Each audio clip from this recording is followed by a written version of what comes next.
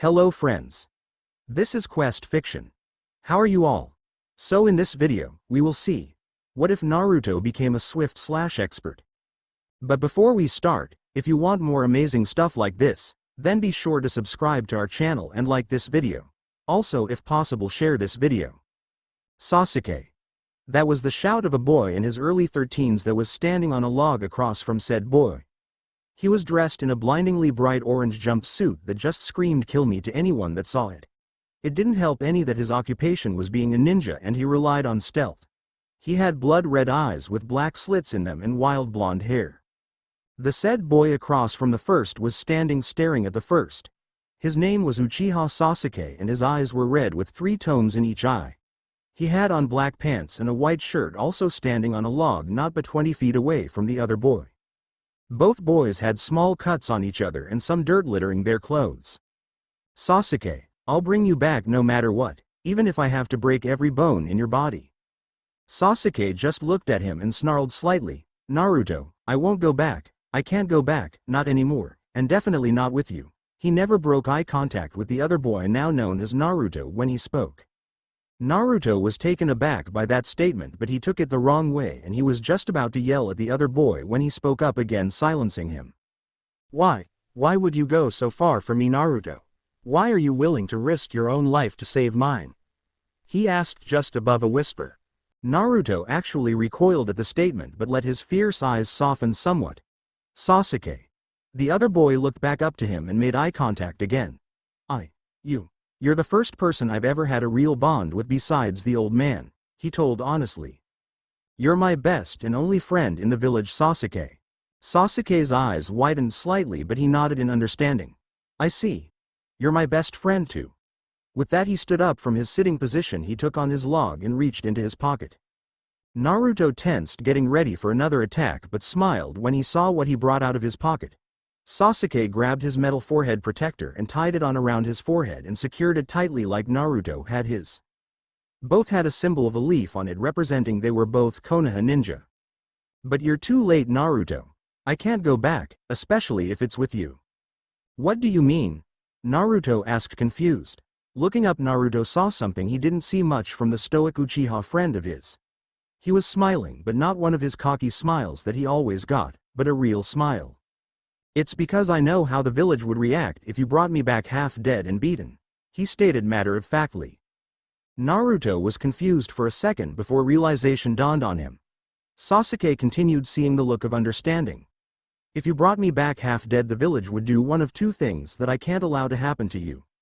One would be execution and the other is to be exiled. Neither of which you can afford. Naruto grimaced as what he said was true no matter how much he didn't want it to be. I'm their precious last Uchiha, the last of my bloodline in Konoha. If I were to be hurt by the demon boy, as they like to call you. Naruto's eyes widened hearing this. Sasuke saw this and smiled sadly.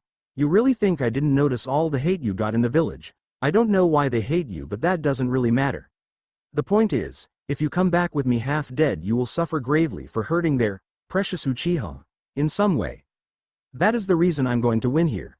I can't afford to lose, not this time. For both of our health I'll win. Naruto stood there rooted to his spot as what Sasuke said washed over him. He had to admit, no matter how much it hurt, that he was right. He couldn't bring him back now, not like this. I understand, but he couldn't even think properly right now. The facts were getting to him too much. Sasuke saw this. Naruto. Said boy looked up from his hands, making eye contact one more time. Let's finish this right here, right now, our strongest attacks against each other, he said with a small smile. Naruto looked at him and didn't understand why he still wanted to fight, but then realized he wanted to end it with a bang and see who really could end up on top. Smiling his own little smile, he replied in kind. Hi, yes, let's finish it. With that both jumped off their respective logs backwards about 30 feet each, landing on the water using chakra to stay on top of it. They both looked up and saw they were about 100 feet away from each other. They both nodded and started their attacks. Naruto put his hands in a ram seal and started to gather his chakra around him.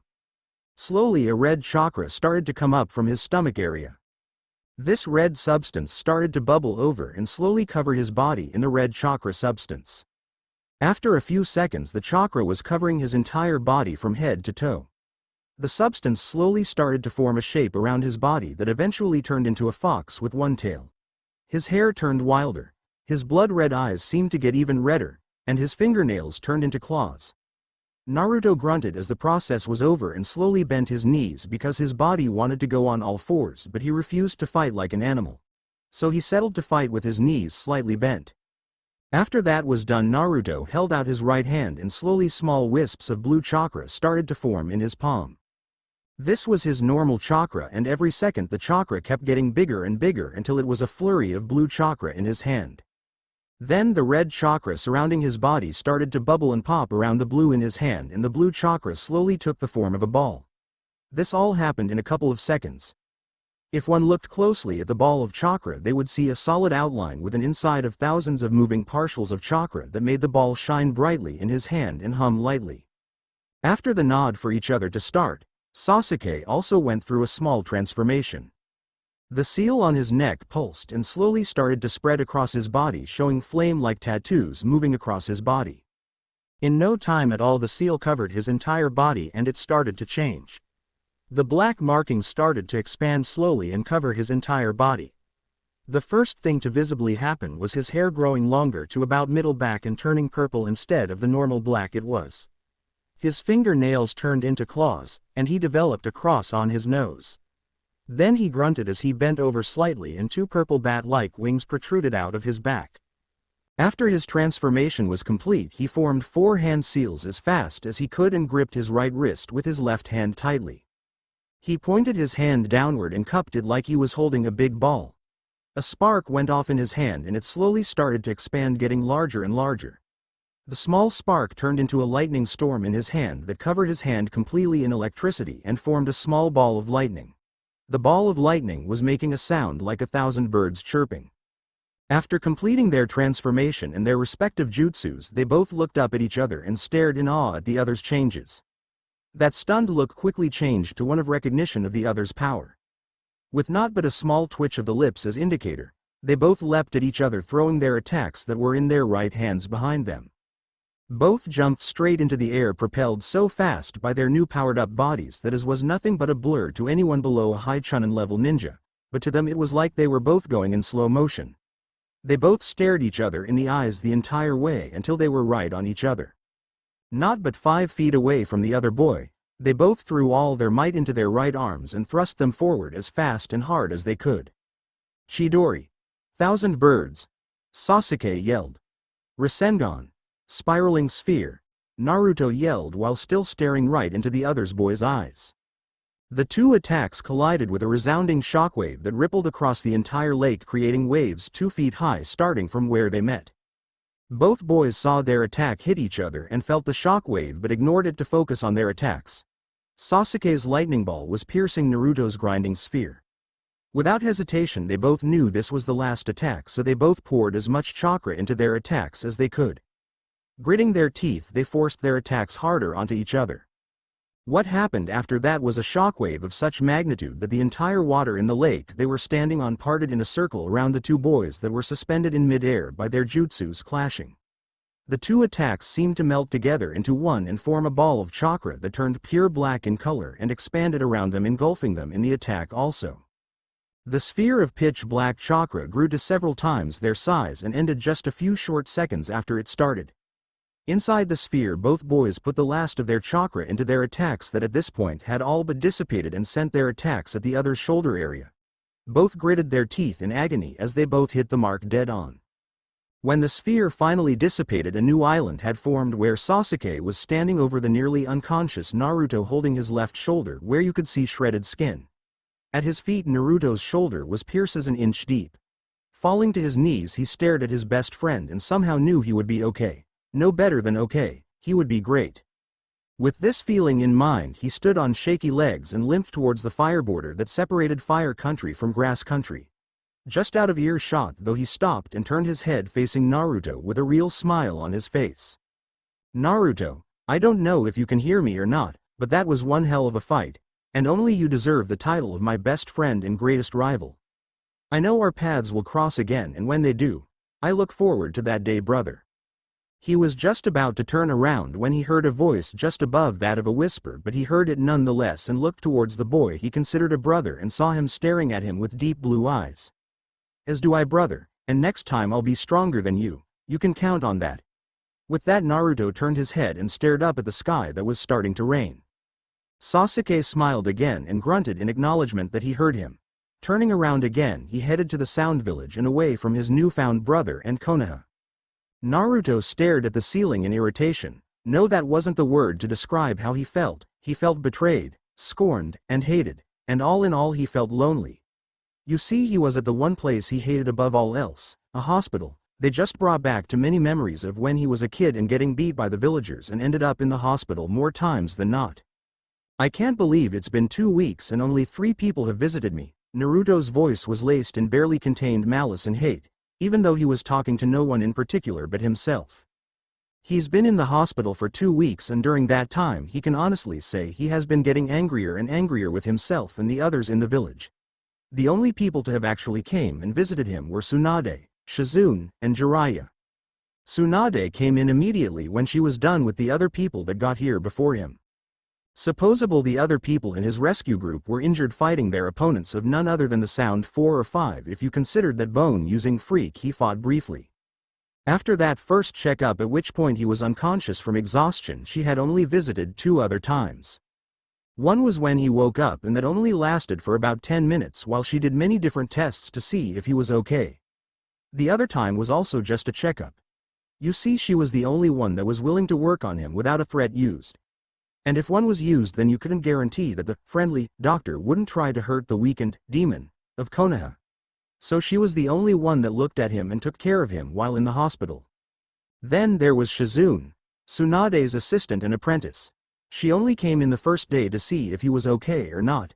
After that he hasn't seen her once. Actually, he didn't see her at all, seeing as he was unconscious at the time. The only reason he even knew was because of Tsunade telling him such. Then there was one of his senseis, Jiraiya of the Sannin. He was the person that trained him when his other sensei refused to do so during the month break between the Chunin finals. The only reason he visited was to check up on him and tell him that they were leaving the village for 2.5 years for a training trip. When he thought about him being his sensei, though, he got irritated. It is true that he learned how to summon toads in that month break, but he didn't do any actual training with him. He just had him sign the summoning contract and then told him to practice it. Then when he couldn't get it by himself with any help from him, he threw him off a cliff. Why? To forcefully draw out the Kyuubi's chakra from within him with a life and death situation. It worked, needless to say, but it still wasn't right of him to put his life in danger like that. Then when they went to find Tsunade to be the new Hokage, he taught him how to do the Rasengan, one of 2 jutsus that made the 4th Hokage of the village hidden in the leaves, his village, famous throughout the world. He was grateful for the jutsu, but again all he did was teach him 3 of the necessary steps to doing the jutsu and left him to himself. If that was the type of training he would get from him on this training trip, he was contemplating if he should even go or not. Then there's the fact that he taught him the Rasengan and the summoning for toads. Those were both jutsus the 4th used and was known for. Contrary to popular belief, he was rather smart. He just hid behind a mask of idiocy. So why would a Sannin, one of 3 of the strongest people to ever come out of Konoha, want to train him, an orphan? And why would he be teaching all these jutsus that only the 4th and he could use? Something didn't add up, but he just couldn't figure out what it was right now. Is there anyone that actually cares about the real me and not my fake actions I show the villagers? I know Sasuke does, but come on, is that the only person? Naruto asked himself in anger. Speaking of his fake actions of idiocy, only 2 people in the entire village full of ninja of all ranks and powers had ever figured out that he wasn't a moron and only acted that way to survive. Really, was it that hard to figure out it was all an act? One was the 3rd Hokage, the Sandame, god of shinobi, or his Oji-san. Old man. These were all titles he went by. He knew right away that he created fake actions and emotions not but 2 days after he created them. But for some reason he never mentioned it around him or even seemed concerned that he had put up fake emotions to get by in everyday life. He supposed the 3rd thought it was to help him cope with all the hate he got in the village. Whenever he was by himself or with just Sasuke, he would act differently. It was subtle, but there was definitely a difference in the way he acted around others and when he was by himself. For one, he would never smile for no reason or show a goofy grin, and he would think things through slightly more instead of just blurting out the first thing that came to mind. If he had a choice, he wouldn't wear all orange. The only reason he did was the stores charged him double or more for his clothing, and it added to his show of idiocy. He was slightly smarter than he let on. He was no genius by any means, but he could pass his test with at least average or slightly above scores. He stopped trying to be good at the academy though after the first week of the first year. The first week he was in the top markers, and then he went down to the bottom of the class from then on. It wasn't his fault though, seeing as the teachers gave him different tests and altered books to learn from. It was at that time, around his 6th birthday, that he learned people would leave him alone more if he acted slightly different than he normally would. If he acted less smart and more impulsive, people tended to ignore him more and take him less serious. If people took him less serious, it allowed him to get away with more small things that would have caused more trouble than it was worth. Besides Sarutobi, the only other person to figure out the fake actions was the reason he was in the hospital. He didn't blame him for putting him in there though. He was the only one who knew the real reason he left the village, and it wasn't because he needed power or the fact he just couldn't take all the false praise he was getting from the stupid villagers, even though those did add some motive to leave. He wanted to be known as Sasuke and get credit for his own accomplishments, not for his last name and what his family did. Sasuke had his reasons, and it wasn't what most thought they were. In fact, they were rather deeply rooted into the very foundation of Konoha and who ran the village, whether it was in public or not. He still remembered the day like it was yesterday. Naruto had just gotten out of the academy for the day and was running alone down the street laughing happily when Sasuke ran up to him and yelled for him to wait up. He really didn't know why he stopped, but he did. It was a good thing he did too, as that was the start of a weird friendship that would bloom into something that later would become best friends and brothers. After stopping him, Sasuke asked something that startled him to the core. He asked why he acted the way he did around everyone else. He tried to cover it up with a nervous laugh, but all he got was a pointed stare in return. After trying to avoid him by running away and that not working, he finally just told him in a voice filled with some hate and eyes that he was sure Sasuke remembered to this day. His eyes were as cold as ice when he spoke, and his voice was no better. To live in this village, I have to be an idiot to survive. He left the sentence hanging in the air and simply walked away. He remembers saying the word village with such disdain that out of the corner of his eyes he saw Sasuke give a violent shiver. Since then he had always had a weird friendship with him. He knew there was a bond there though, and over the time they knew each other in the academy they slowly went from companions to friendship to best friends. This was all in secret of course, as they couldn't be real friends to the public knowledge, with him being the demon and all, and Sasuke their precious last Uchiha. Then there's his team, if you could call it that. Ever since graduating from the academy and becoming a genin of the village, everyone in the graduating class was put into a team of 3 new genin and 1 junin instructor. This wasn't too bad at first, seeing as Sasuke, his secret best friend, was in his team with another girl known as Sakura. His supposed crush that he has on her is a complete lie, just another part of his fake emotions and actions. Who in their right mind would honestly like a girl that you can't even be around and not worry about being hit in the head for just talking to her? Honestly, whenever he even speaks to her, she just says something along the lines of, "You're bugging me," and "Stop interrupting Sasuke and me." How she thinks he could interrupt a one-sided conversation between Sasuke and her was very confusing, seeing as Sasuke never talked to her except for the few occasions when he told her she was annoying and to shut up. She has this huge crush on the boy even though he treats her like crap, and then when he tries to talk to her she takes out her frustration on him. No, he didn't like the pink-haired girl one bit. Then there's his supposed sensei, Hitaki Kakashi. He would sooner call Jiraiya a sensei than that. Why, you might ask? That is quite simple. Hitaki has been Team 7's sensei for roughly 6 months now, and he has only learned one thing from him in that entire time. How to climb a tree with only using your feet and chakra to stick to it. He learned from the others that graduated and became genin in their year that they learned how to do this exercise a week after they graduated.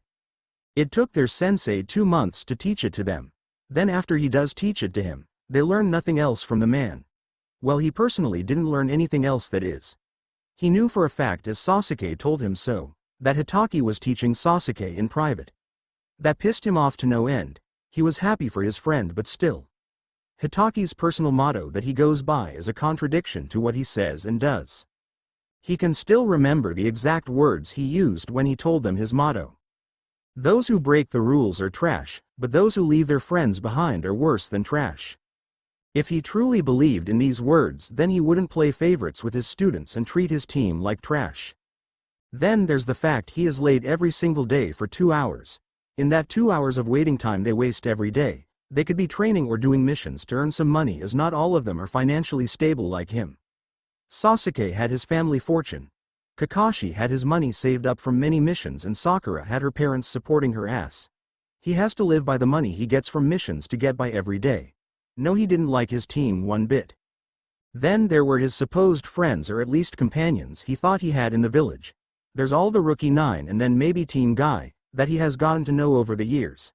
He thought they would have at least sent him something as a warming gift while he was in the hospital to say that they knew he was in there and to get well soon or something. But he hasn't even heard a peep out of them yet. 2 weeks and not one single person of his supposed friends have come and seen him. The longer he thought over these startling facts, the more angry he got. He almost wished he would have gone with Sasuke, but then again he wouldn't have gotten anywhere in the Sound Village. Not with Orochimaru fearing his influence on Sasuke and the Curse Seal.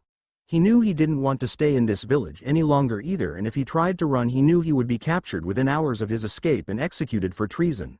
So his only option was to leave the village with Jiraiya of the Sannin and hope he could get some descent training from the man, and if not, then hopefully ditch him in some town and live somewhere far away from Konoha. Having spent an hour thinking over possible plans for the future, he turned over on his bed and fell asleep with a small smile of knowing he would be out of the village in a day's time. That day came too slowly for Naruto, but he waited passionately for it to come. When his new sensei came to pick him up, he said nothing to him but a small greeting and "Let's go already, brat." As they were leaving the village gates, he looked over his shoulder at the village he's lived in his entire life, looking for any goodbyes from the people he knew. He could see no one anywhere. He wasn't surprised really, and that just made his resolve to leave the village even higher than before. Walking slightly faster than before, he walked past the casually paced man known as Jiraiya and hopped into the trees and ran as fast and far away as his small body would let him. Jiraiya followed right behind him, yelling for him to slow down as they didn't need to rush, but his pleas fell to deaf ears as Naruto ignored him and kept running into the unknown. From her personal room in the top of the Hokage's tower, Tsunade, once one of the Sannin and now the Hokage, looked out the window at the specks that were Jiraiya and Naruto leaving the village in a hurry. She smiled sadly as they left her view in the village to travel around and train. "Come back soon, Naruto. The village needs you." Although nobody heard her, the words seemed to drift into the air and out the window to be forever lost in time. "What are you talking about?" The person who just spoke turned to his longtime friend and frowned in curiosity. He turned his head in the direction that his friend was squinting at, and he himself squinted his eyes to get a better look into the distance. After a few short seconds of focus, he could just make out 2 sellouts in the distance heading their way.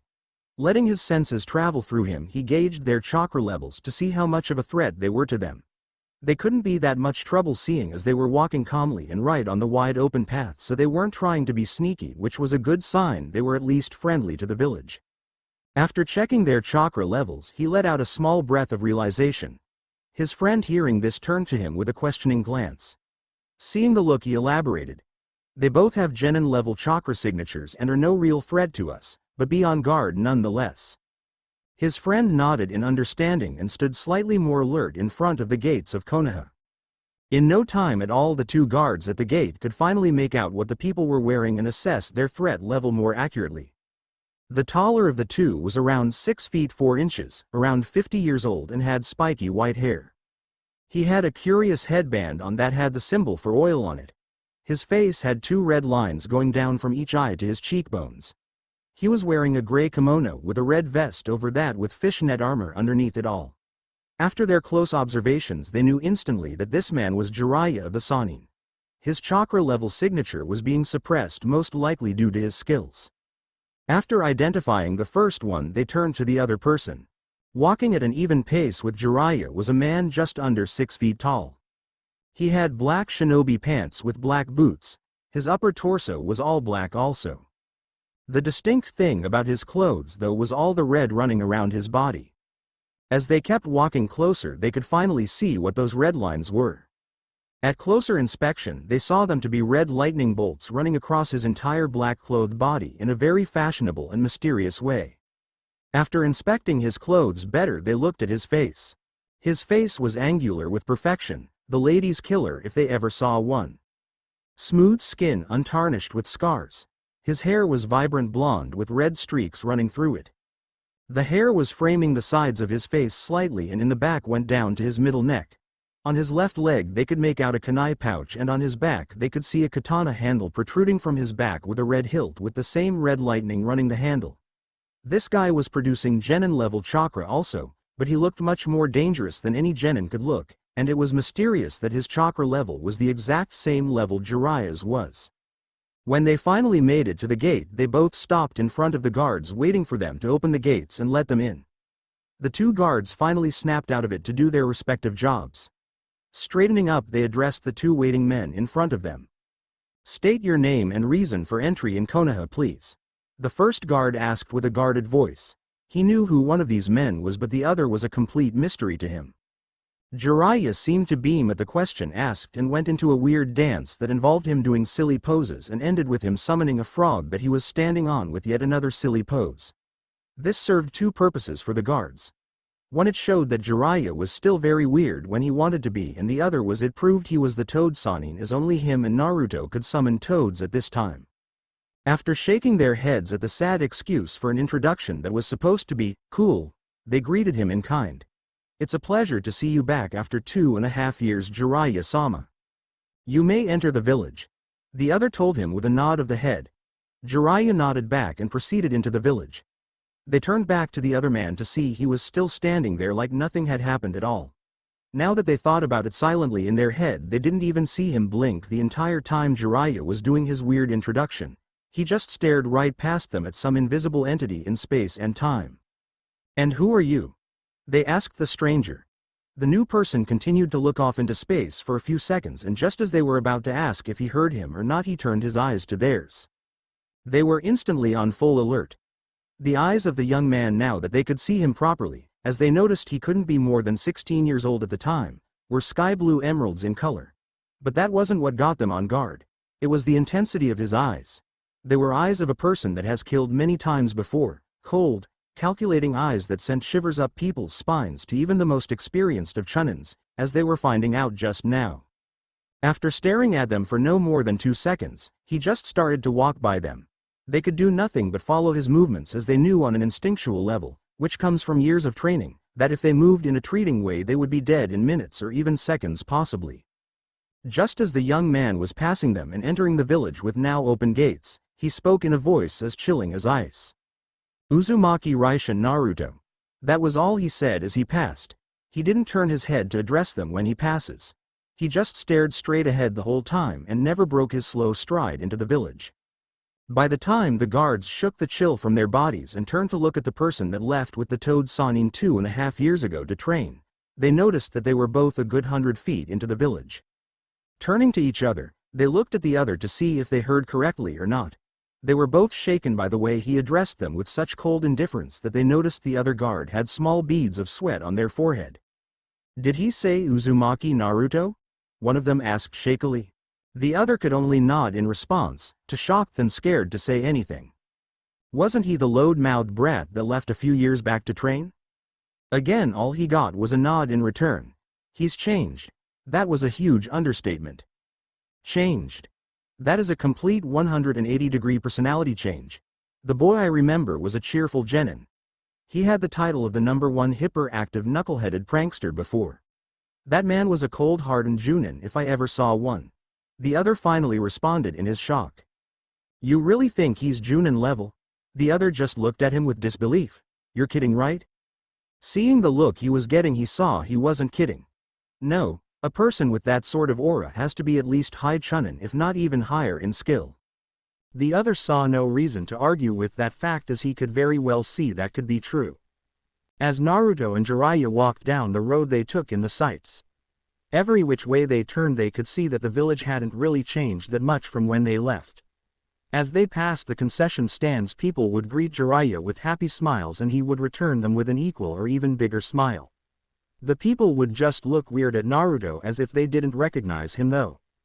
That changed rather fast as a person came running up from behind them with a frantic look on his face from the same way they just came from and started to whisper to the civilians around him. The looks of the people they passed by changed in a heartbeat when they heard what the man said. Both Jiraiya and Naruto ignored this though. That is until they couldn't ignore it anymore when a person that was selling apples at a stand picked one up and threw it at Naruto from right in front of him while yelling 2 words. Demon Scrum. Jiraiya looked at the man like he had a death wish, which he probably did, but he didn't try to stop him. He watched as the pitiful man in his early 50s threw the apple right past him to the person walking just slightly behind him. He followed the path the apple took and saw it heading for the uncaring Naruto. Just as it got within a foot of him, Naruto swiped the apple from the air with his hand and crushed it with his bare hands like it was nothing. He never took his eyes off the path he was heading and never broke stride. To everyone around them it just looked like the apple disappeared, but to the Chunin above in the crowd they knew better. Naruto moved too fast for the civilians to see him, but they caught the movement he made with skilled ease. Naruto kept walking like nothing happened, heading for the fool that was now on the ground with a yellow stain in his pants shaking in fear. He was in that position because the second he caught the apple and destroyed it, he also sent a concentrated dose of killer intent at the man. He absent-minded noticed that his wasn't the only one either. From what he could tell there were at least 12 other killer intents being directed at the man from the ninja in the area. Feeling other ninja defending him caused him to glance around himself more fully. What he saw surprised him some. Besides the ninja hidden in the crowd or not so hidden in some cases, he also saw the civilians. That's what shocked him mildly. For they weren't glaring at him like they used to but instead was glaring at the man that threw the apple. The ones that weren't glaring at the man were sending apologetic glances his way and the others just looked on neutrally. Overall it was a major change from when he left the village to now. All this put together had the effect of scaring the man to the point of wetting himself and falling on his ass trying to get away by crawling on his hands and knees. Naruto saw all this and his neutral expression never changed once the entire time while he kept walking like nothing happened. Just as he was about to pass the man up, he pushed his hand to the side and pointed 2 fingers at the scared man. That was the universal hand sign for a jutsu. His left arm was extended with his pointer and middle finger outstretched at the cowering man. Just then Jiraiya put a hand on his shoulder from behind as he stopped to see what he would do to the sad excuse for a man. Naruto turned his head slightly already knowing who it was that stopped him. Jiraiya shook his head in the negative with a sad look in his eyes.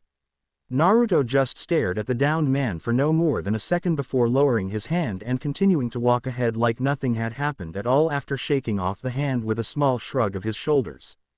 Jiraiya could only watch his wayward student longingly and sigh in what many would think was frustration but was really grief. Around halfway to the Hokage Tower they ran into some familiar people. Just as they were rounding the corner to go down another street, Sarutobi Konohamaru and Haruno Sakura came around the corner and nearly bumped into them. Naruto and Jiraiya didn't even move, flinch or make any reaction whatsoever as they both knew they were right there around the corner heading the same way they were. So they weren't that surprised to see them. The other 2 were another story though. They were startled and nearly bumped into the 2 people standing in front of them. They looked up after backing up a bit and looked at the 2 men. They both instantly knew who Jiraiya was as they've both seen him before and he hasn't changed that much over time. The other man though they didn't recognize. He did look familiar to them both but it still escaped them. Konohamaru was the first one to recognize him. With eyes widening slightly he tentatively asked the question on his mind. Is that you Naruto Nisan? Big brother. Naruto just looked at him for a few seconds then nodded in the affirmative. Hello Konohamaru. He may have greeted him but there was no enthusiasm in his voice present at all. Said boy frowned at this but it was gone so fast most missed it. Shaking in excitement he launched into a million questions all of which were never answered because he was talking too fast and wouldn't give Naruto time to answer even if he wanted to. Sakura frowned when she heard what Konohamaru said and took a closer look at the young man she admitted was hot. Let's see, she thought. He has the same blonde hair but with red streaks in it, same color eyes but scarier. She shivered involuntarily just looking into them. His whisker scar marks are gone though, that is a definite trait of Naruto. If this is him, then he has gotten a lot taller too, damn really tall. And he's not wearing that disgusting eye sour of orange he used to wear all the time. This Naruto wears all black with some red and damn he looks good in it. She blushed at her own thoughts on this person, but then got suspicious. This couldn't be the idiot Naruto she knew. Are you really Naruto? She asked incredulously. Naruto just glanced at her out of the corner of his eyes as he was facing Konohamaru, and turned his attention back to him. Sakura bristled at being ignored. If this was Naruto then he definitely would never ignore her. He had a huge crush on her before he left the village. This can't be Naruto Baka. Idiot, who is this imposter? She raged inside her head. She was brought out of her thoughts when the man imposing as Naruto and Jiraiya started to walk away. Just then she remembered something Tsunade said to her that made her thoughts race. She remembered the words as if they were spoken to her that very same day. Naruto left on a 2.5-year training trip with Jiraiya of the Sannin. He won't be returning until then. Eyes widening with realization she turned back to the present again. Naruto, wait, she yelled after him. Said young man stopped walking but didn't turn around when he addressed her. What is it you need, Haruno? That one small sentence shocked her to the core. She just stood there rooted to the spot with a dumb look on her face while she had an inner conflict. He called me by my last name. Then he didn't add Chan. She thought frantically.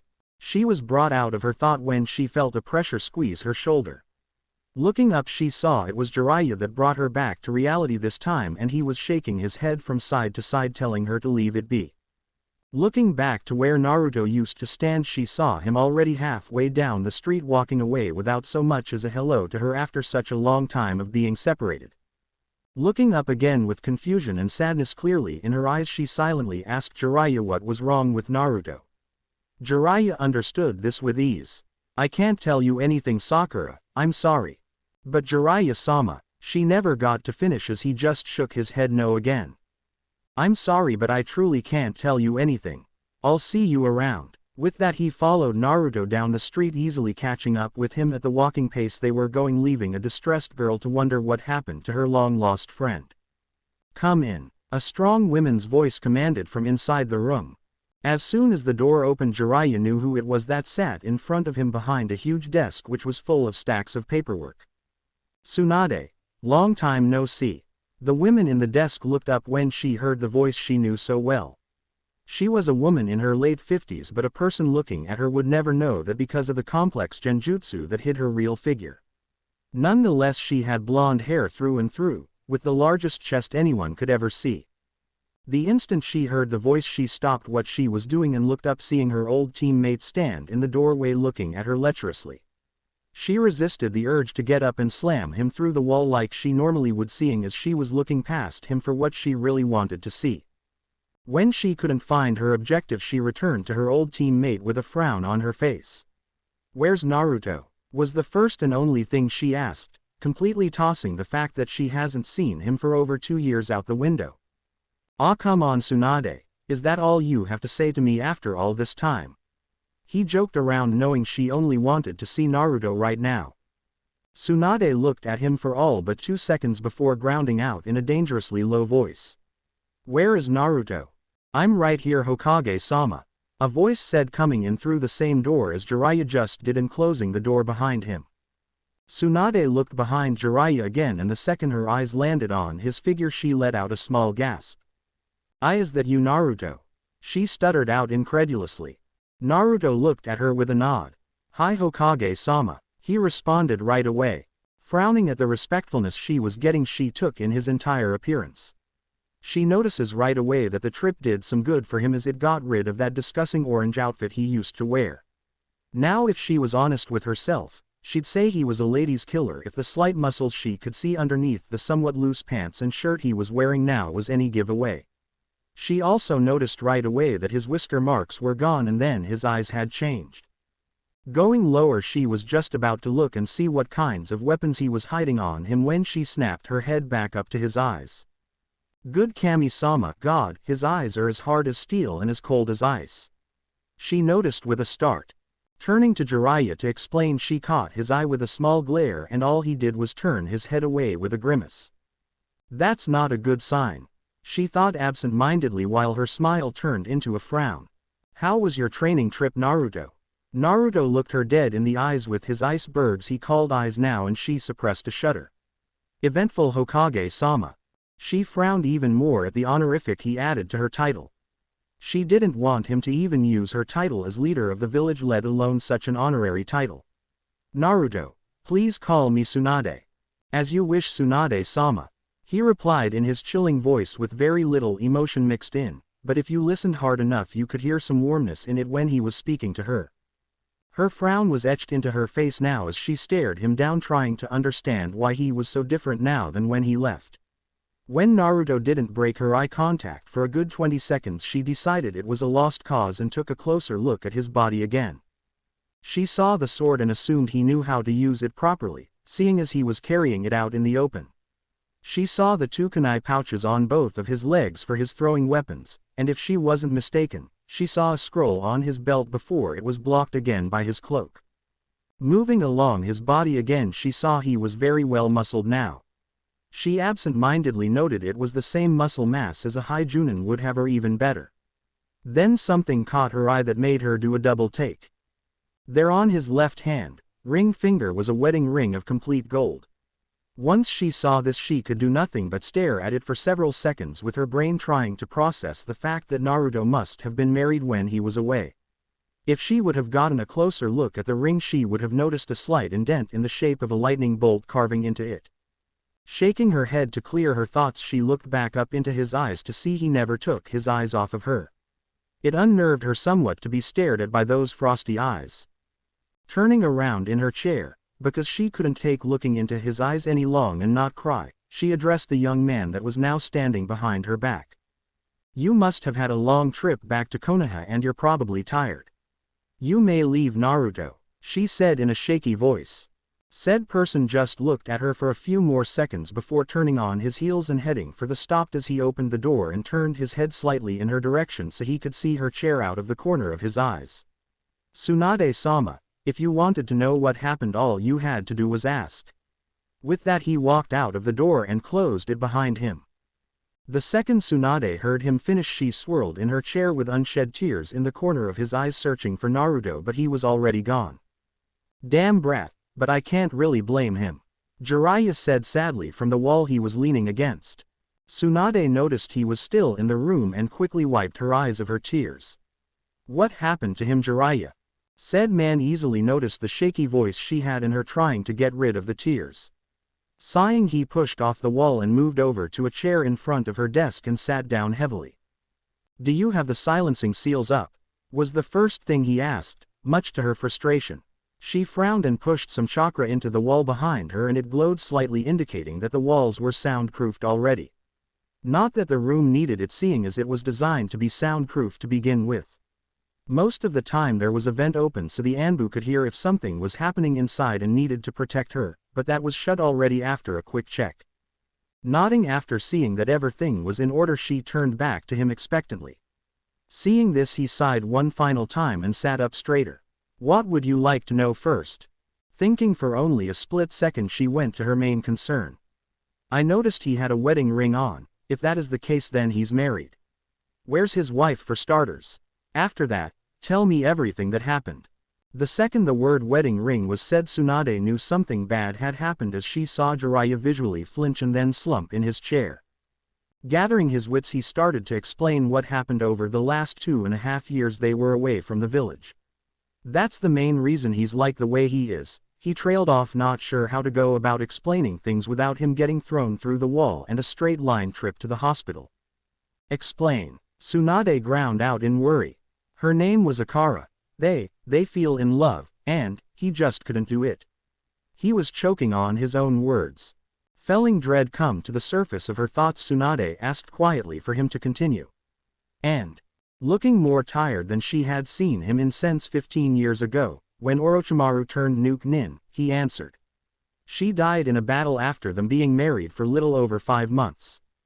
Hearing a choked sob, he looked up to see her staring at him with unshed tears in her eyes again, with a pained expression on her face. How long did they know each other before that? She asked, dreading the answer she would get, but she needed to know. A little over a year and 7 months. That was all it took for Tsunade to stiffen like a board and feel the dread come to the surface full force.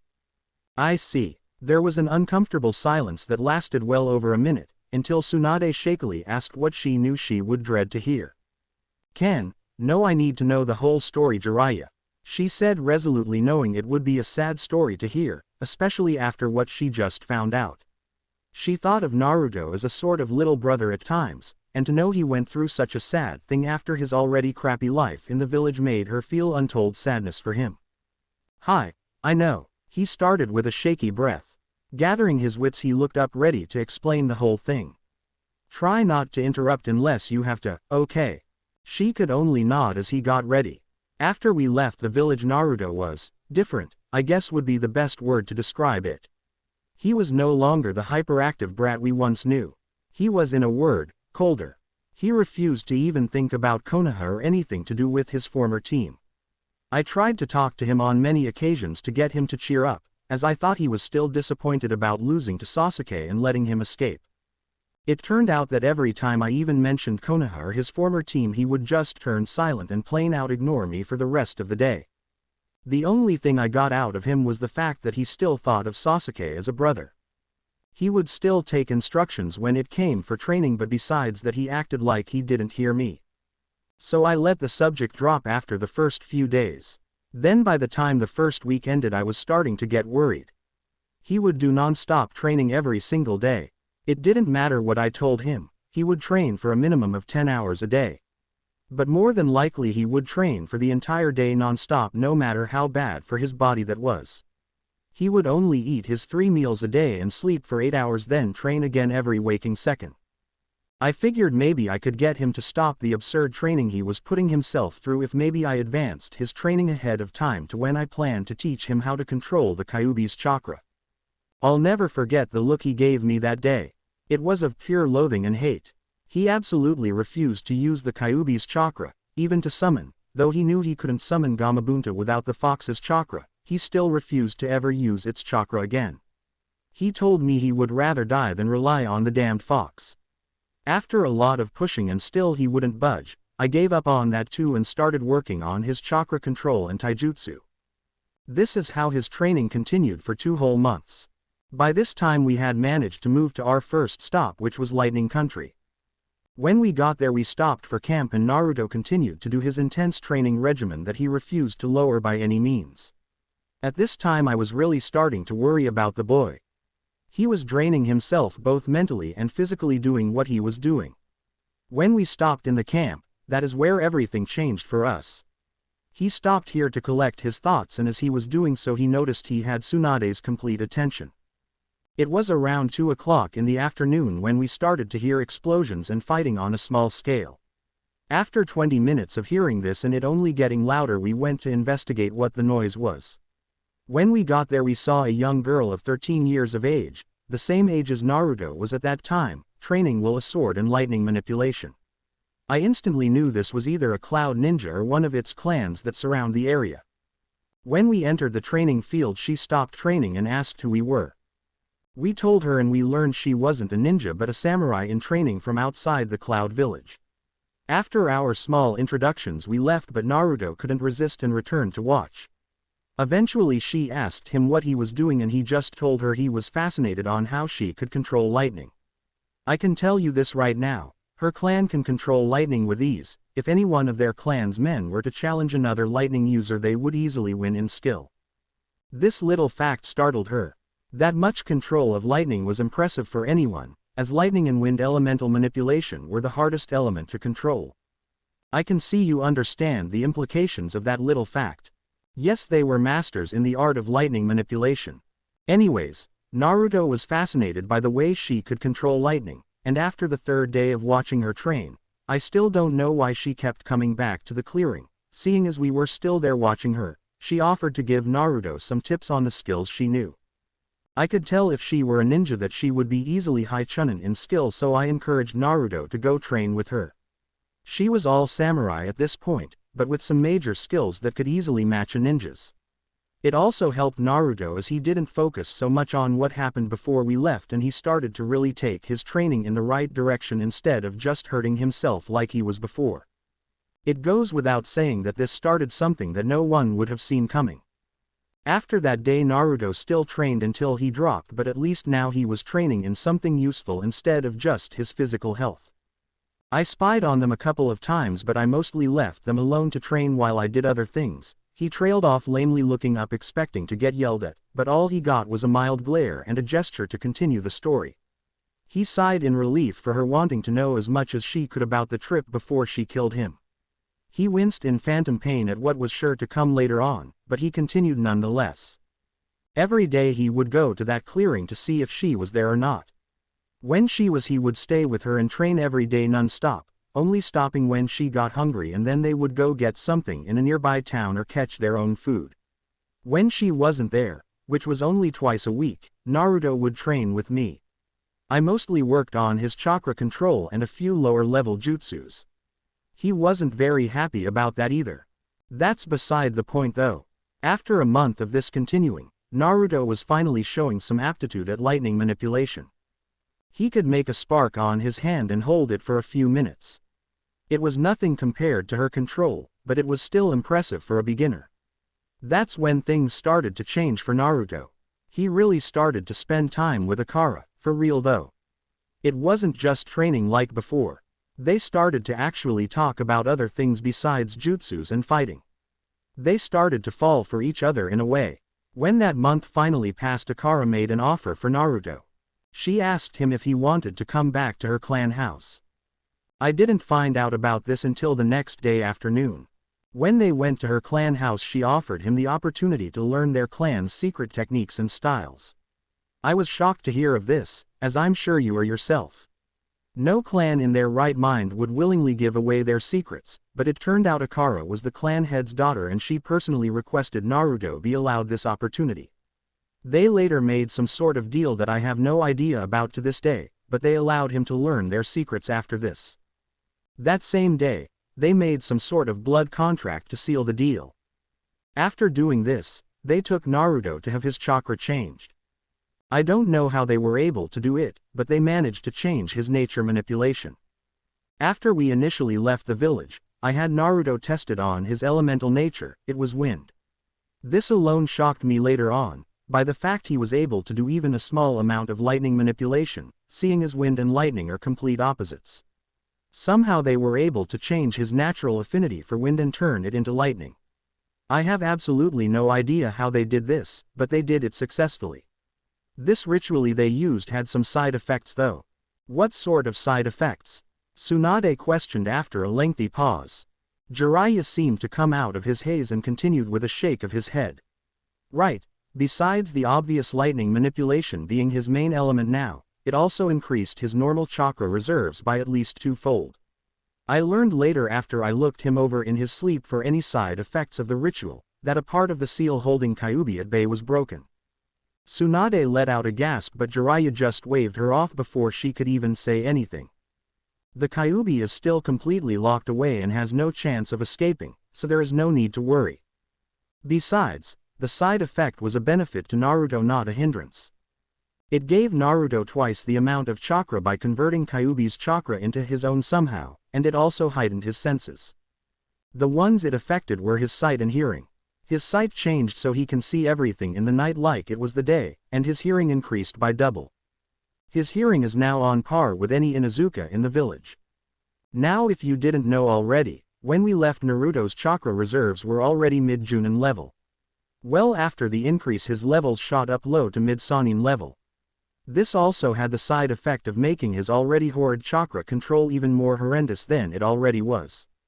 I personally believe that it would have been better if that little part never happened, seeing as it made his training harder than it should have been for a while. It was more of a setback than anything. When I came looking for Naruto the next day because he didn't come back to camp like he sometimes does, I found him laying in the field looking exhausted with Akara sitting not 5 feet away from him. Before you even ask why I didn't look for him before, that time is simple, he didn't always come back to camp every day. Sometimes he would train through the night even if I told him to stop, and others times he would just sleep in that clearing. Anyways, when I saw Naruto looked exhausted, I went and checked him out. The first thing I noticed was his hair. As you might have seen when he was in here, he has a few strands of red hair now. That was a side effect of the Kyuubi's chakra mixing with his own, along with the other side effects I already told you about. I just learned about those later on. At that present time though, I questioned both of them extensively and learned about what had happened. They refused to elaborate further, unfortunately, and I wasn't going to interrogate a little girl that helped get my apprentice into a clan full of powerful people to train him. So after I learned everything I could from them, I asked what they planned to do from then on. Naruto immediately answered that he was staying there. I looked into his eyes and those eyes had absolute resolve in them. They were eyes of a man that made his decision and wouldn't back down no matter what. I really couldn't argue at that point anyways. The contract they made forced Naruto to stay with them for at least a year's time. I learned this little fact when I went to talk to the clan leader. This being said, I immediately wanted to talk with the clan head, and that is exactly what I did. That same day I went and talked to him after being led to him by Akara and Naruto. I learned that to do the ritual to get lightning manipulation as your main element, you had to force it out of your body and then accept a blood oath with the clan head. Naruto did all of this, and by doing this he was unofficially merged into the clan as some sort of lesser clansman. This didn't deter Naruto though. If anything, it made him more resolved to be the best he could be, and he strived to be the strongest and most skilled in the entire clan. After a lengthy talk with the leader of the clan, we came up with a compromise. He wouldn't let me stay in the clan compound as he didn't want their secrets getting out, but he would allow me to visit every month if I wanted. I grudgingly accepted, not that I had any choice in the matter though. So after saying my goodbye to Naruto and giving him a dozen or so scrolls on different training techniques and justices, I left the compound, and headed out to do my secondary objective and gain some information on Akatsuki. During this time I was able to gather very little, sadly. Their group is composed of all S-rank missing nins of the top caliber. The leader, I have no idea on who it is, but he has to be strong to be able to control and command other S-rank ninjas so well. As you already know, Uchiha Itachi is one of said members. Then there's Hoshigaki Kisame from Mist Village. The only other person I have been able to get information on is Deidara of Rock. He made a mistake and was seen with the black cloak with red clouds on it. Sadly, that is all I've been able to gather. Tsunade could only stare at him the entire time through his explanation of what has happened the last 2.5 years. She was far more interested in what happened to Naruto, but the information on Akatsuki was a nice bit of information nonetheless. Thank you, Jiraiya, but please get back to Naruto. From what I gather, you stopped just after the 3-month mark. You still have 2.25 years to explain. Jiraiya could only nod at her no silliness voice. As you wish, Hokage-sama. Besides my gathering of information on Akatsuki, I also made it a mission to visit Naruto as often as I could. Since I was only allowed onto the compound once every month, I visited every month if I could. Sadly, that didn't work out 2 of the times, and I was held up for 2 months both those times.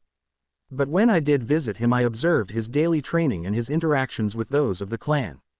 I was honestly surprised to see that Naruto and Akara hooked up together after I left the first time. From what I could gather, they started dating and being an official couple a week after I left. His training was also spectacular. He was of course learning how to better manipulate his lightning chakra, and I have to say, he was doing an amazing job. Just from the few hours I visited each time I was there, his control only got better and better each time. By the time 3 months had passed, I would say that he was at a master lightning manipulator's level. Tsunade's eyes widened considerably at hearing this. Jiraiya caught this look and smiled a proud smile. I know, it's amazing, isn't it? A person usually takes at least a year to get up to that level, but he did it in 3 months. The boy is just amazing like that when he puts his mind to it.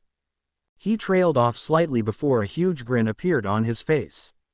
Now I know this will freak you out. When I visited on that 3rd month, I was shocked also. When I was watching him train in cover, I was spotted by the clan head that was also watching, and he motioned for me to come over. I did, and what a shock it was to hear that Naruto was only at the beginning level of his lightning manipulation.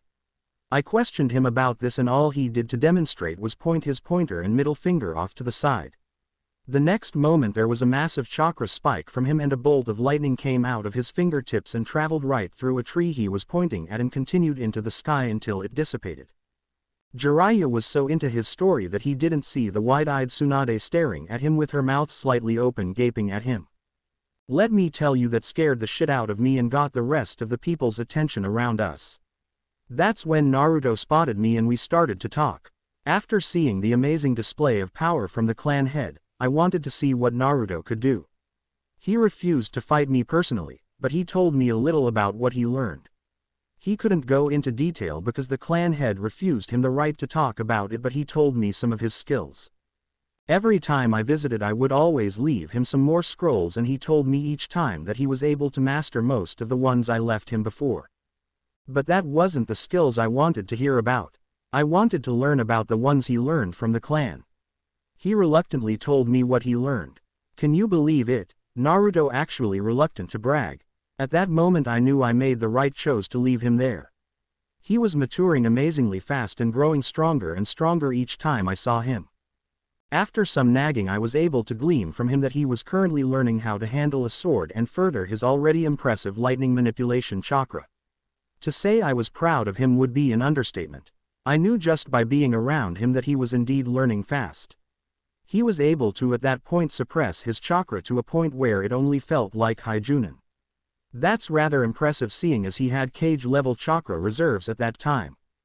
After I left that day I was more than confident that Naruto would develop into a fine man. He was even showing signs of being polite to authority figures and turning more normal and cool-headed to what he used to be like. He also lost all dark thoughts about the Sasuke retrieval mission. He seemed to have even forgotten it or gotten over it completely. He was turning into an amazing ninja and swordsman. This way of life for Naruto and me continued for another 11 months until I got a summoning by Frog. I knew instantly that it had to be from Naruto, as he's the only other person alive with the contract with frogs out there. With the frog came an envelope addressed to me by Naruto. When I opened it I got the surprise of my life when it turned out to be a wedding invitation to his and Akara's wedding. Of course I immediately went back to their clan compound to attend the wedding as that is where it was said to be. I arrived 4 days early. When I went to talk to Naruto I was surprised to see him the happiest I've ever seen him in my life. He was just glowing in the happiness. That also could have been the radiant smile coming from his equally happy fiancée that was hanging off his arm. That same day I saw them kiss and, wow, what a kiss that was. There was such, I still don't know how to describe it right. It just seemed like they were meant for each other. I couldn't even force myself to start writing in my notebook like I usually do. It just seemed so right. Jiraiya sighed sadly as he took a big gulp of air before continuing. 3 days later, the entire clan was ready to leave. This confused me, but Naruto explained that they were having the wedding about 20 miles away. When we arrived we set up camp in the middle of a forest. I asked Naruto why we stopped here, but he just shooed me away and told me it was a secret and I'd find out the next day. I went to bed that day dejectedly but was woken up early the next day before the sun could even arise. I asked why they would get up so early, and they told me the wedding was going to start in less than 2 hours. I rushed to get ready and found out that everyone was being woken up all around me. The entire clan was there except for about 10 people. The entire clan consists of around 300 people in total. So it was rather busy. They were all prepared it seemed, and I was the only one that was left out of the loop on the wedding, so I just stuck to myself most of the time. That's when Naruto approached me and asked me to be his best man. I accepted graciously, of course. That's when I noticed what he was wearing. He was wearing a black suite that was customary for all weddings, but the thing that caught my eye would have to be the black cloak he was wearing with the red lightning bolts running all over it. That was the same cloak he was wearing when he came in here, with some minor adjustments so it would be stronger and be able to repair itself. He led me out of the clearing and we walked for about 20 minutes, of which time he refused to answer any and all questions I had. When we finally came out of the trees and off the path we were walking, I felt my breath catch in my throat. We were in the most beautiful place I had ever seen in my life. It was still dark, but the moon provided enough light for me to see its beauty. We were standing on a cliff overlooking a waterfall with an amazing tree line in the background. Naruto told me that this was where they were having their wedding and that they were to wait until everyone arrived to start. Not 10 minutes later, we were surrounded by the entire clan and waiting for the bride to come. I got a surprise when 3 people came out of the crowd carrying different instruments. One was the harp, another was a flute, and the other one was a violin. They started to play the "Here Comes the Bride" chorus song that sounded beautiful. They must have done some kind of jutsu on them because each instrument was playing much louder than it should have been. At this point the sun was just starting to rise and it was the perfect setting for any dream wedding. That's when the bride came down the aisle of people. Akara was just radiating beautiful, there was just no other word for it. The wedding went as any other normal one would and they were married under the rising sun. When they kissed I could have sworn the sun shined on just them for a few seconds, but it went by so fast it could have been my imagination. At that point in time they were announced husband and wife, with her name changing from Reishin Akara to Uzumaki Reishin Akara, and Naruto's being changed to Uzumaki Reishin Naruto. They had to have Reishin in their name because clan law states if they knew the clan techniques, they needed their clan name. That was a perfect moment and the party afterwards was amazing too. They were both given 3 days for their honeymoon and Naruto told me straight out that if they were in any of my books, he would personally castrate me. The amount of killer intent he used was unreal, and I was actually convinced not to spy on them much to my disappointment. Especially seeing as when they returned to the compound she had a noticeable limp in her step. And that was 3 days after the wedding, so they must have been at it a lot. I lost so much glorious material there, I still can't believe I listened to the brat. Jiraiya was brought out of his mumbling when he felt killer intent being directed at him from the front. He looked up and paled seeing her crack her knuckles threateningly. "You know you lucky you didn't spy on them, right?" she asked in a sickly sweat voice that sent shivers down his spine. He could only nod as he subconsciously closed his legs so his equipment was well protected from her wrath. "I'm glad you understand my thoughts on that matter. You're also lucky I need you to finish the tale otherwise you'd be in a world of pain right now," she threatened. Jiraiya could only nod his head shakily and continued on. "Well, after the wedding and the honeymoon they came back to the compound and I learned that Naruto was officially a clansman and that sooner or later him and Akara would be clan heads. You remember that cloak I was talking about earlier? Well, that cloak represents him being a future clan head of the Reishin. With him finally being a part of the clan and having the position of future clan head, he was required to finish his training and learn their most powerful attacks. At this point I was requested to leave again and come back every month if I wanted to. After saying my blessings to the new married couple I left leaving some more scrolls for Naruto to master like usual. Things went like usual with the only exception being that Naruto and Akara were always together when I visited, and Naruto was teaching Akara how to be more like a ninja. I'll let you know, she was a fast learner and adapted amazingly fast, almost as fast as Naruto does to learning new things. 5 months passed like this in a happy way. That is until the clan head decided to send Naruto, Akara, and 20 guards to Wave Country to try and make a deal with them of some kind. I have no idea what the full details were on the deal, but I managed to find out they wanted to get food and supplies from them instead of Cloud Country like they used to. Just as they were nearing the Great Naruto Bridge, things turned for the worst. Now let me tell you this first, I didn't learn about any of this until a month after it happened. I had just left Naruto at the compound when that same day the clan head told him that he had this mission. From what I gathered, he thought since Naruto helped the country out before, sending him out with the other negotiators would make the deal a no-go. He was quite right by the way, but things never even got that far. Just when they were 100 feet from the bridge, they were ambushed by Iwa and Sound Ninja. Since I wasn't there I don't know the exact details, but I managed to gather a rather good description of what happened that day from the villagers of Wave, and the clansmen that survived the battle held there. Tsunade sat straighter in her chair at hearing this news. She remembered reading a report about something happening near Wave around this time but couldn't think of what exactly happened off the top of her mind. She was brought out of her thoughts when Jiraiya explained further. From what I understand the Iwa and Sound Ninja attacked without warning, managing to kill 5 of their group straight off the bat, and injuring 2 others. The other, including Naruto and Akara, were skilled enough to get out of the way of the initial attack. From there an all-out battle proceeded. They were greatly outnumbered from the beginning, with only 22 people on their side and around 100 Iowa and Sound Nin on the other side. It goes without saying that they were in trouble, and it showed when the enemy ninja managed to kill another 10 of the Raishin clan, leaving Naruto, Akara, and 5 heavily injured others left to pick off. At this point the enemy ninja noticed that Naruto and Akara were covering each other's backs perfectly and none of their attacks were getting through. They somehow managed to separate them and 5 went after Naruto while the rest of them went after Akara. It was at this point of the story that I realized, just as you must have, that their objective was to get to Akara. Tsunade could only nod in return, already seeing where the story was going but urging Jiraiya to continue with a frown. He only nodded back before continuing. Once Naruto was able to defeat, and by defeat I mean kill, he has no illusions about what being a ninja is anymore, and will kill without mercy now. He turned his attention back to his wife. By that time though, it was already too late for her. She had been stabbed with a kunai and a rock spear jutsu and she laid motionless on the ground, but not before managing to kill off 10 of them first. Jiraiya's eyes took a darker shade of color when he continued.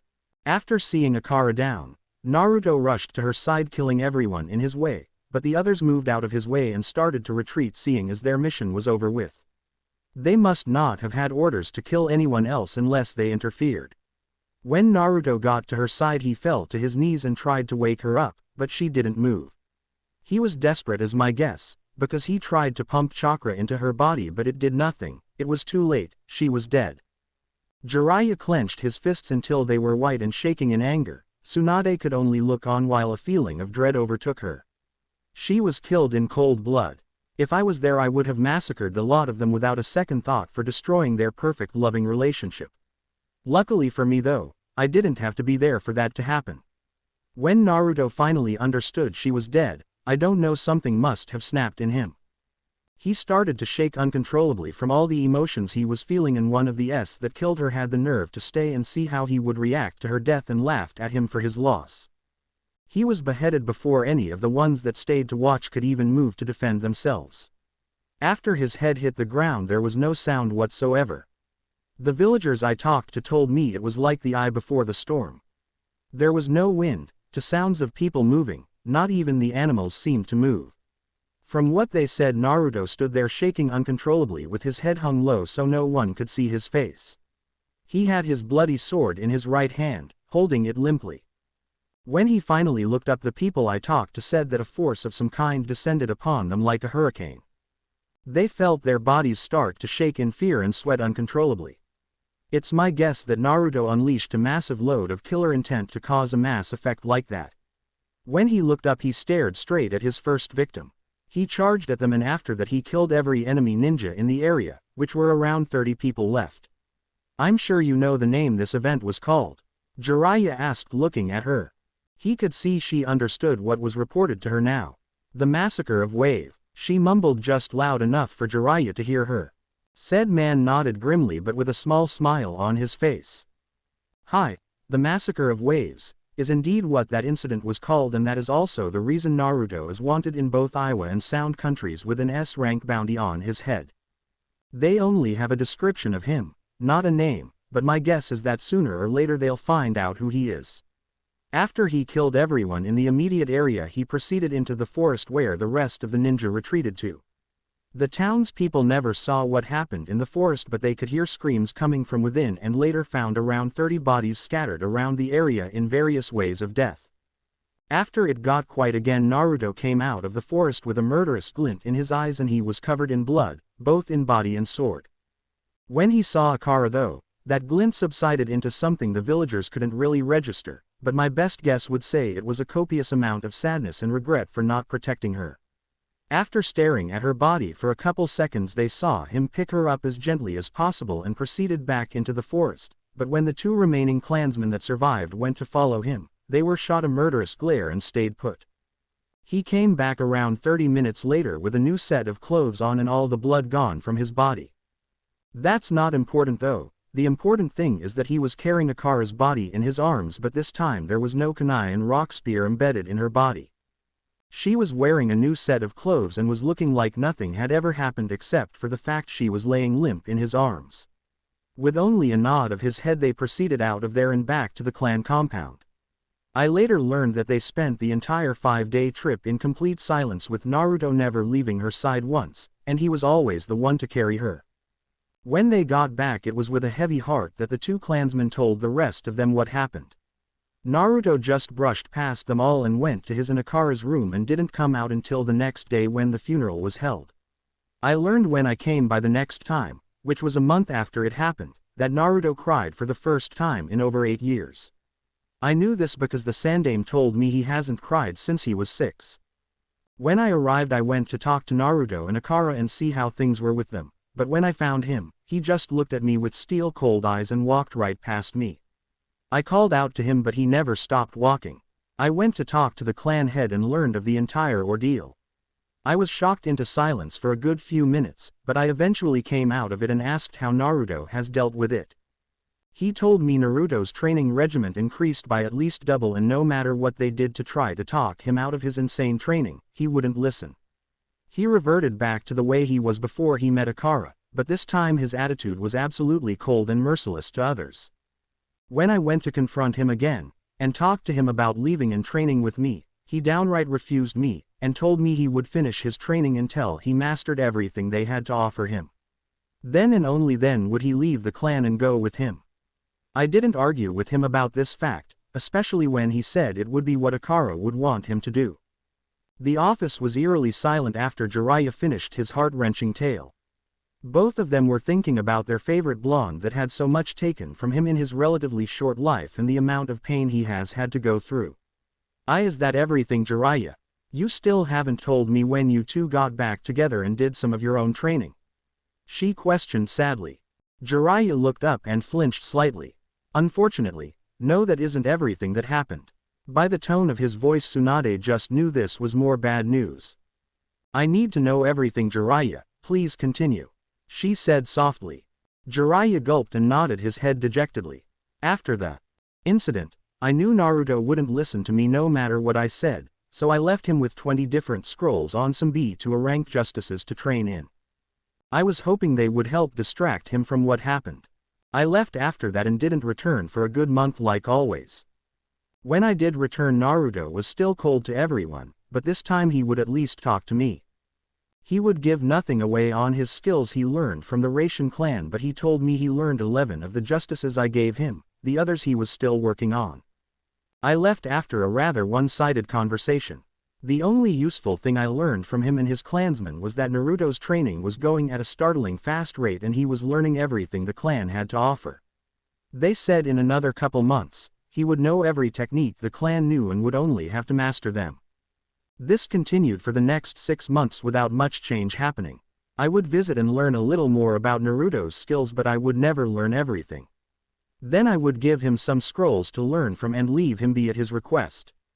This all changed though when I was in Suna getting a possible lead on Akatsuki. When I arrived there, I went to one of my informants and asked for any important information. I was expecting something on Akatsuki, but when he told me something different, it surprised me. It scared the hell out of me though when he finished talking. I nearly scared the poor guy to death when I slammed him against the wall and demanded if he knew it was true. He managed to stutter out that it was before I dropped him on the ground and ran as fast as I could out of the country and towards Cloud. What did he tell you? Tsunade asked, irritated that he kept dancing around the facts. Said man looked down and mumbled something that she couldn't hear and she asked him to repeat it. He said that the Racian clan in Cloud Country was going to be attacked by both the Sound and Iowa forces at midnight that day. Tsunade's breath caught in her throat and a shocked look crossed her face. The entire clan was attacked. Hi. When I heard the message from my informant, I ran as fast as I could towards Cloud Country, but I knew I'd be delayed by at least a couple days' time even at my fastest pace with no sleep whatsoever. I started to panic when it turned into night, and then I thought of something that could help me get there faster.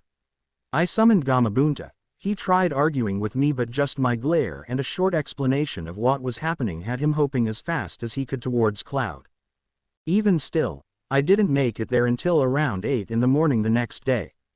Gamabunta immediately left seeing as he was exhausted, but I kept going into the forest that I knew the clan compound to reside in. When I got there, Tsunade could see the pained expression on his face and urged him to continue. After taking a shaky breath he explained further. When I reached the clan compound I knew I was entirely too late. There were no chakra signatures around whatsoever. That meant only one of two things: they were either all dead, or they escaped before the attack. I prayed it was the later, but it wasn't. When I passed through the tree line and into the open field where the compound was, I found the outer walls to be destroyed.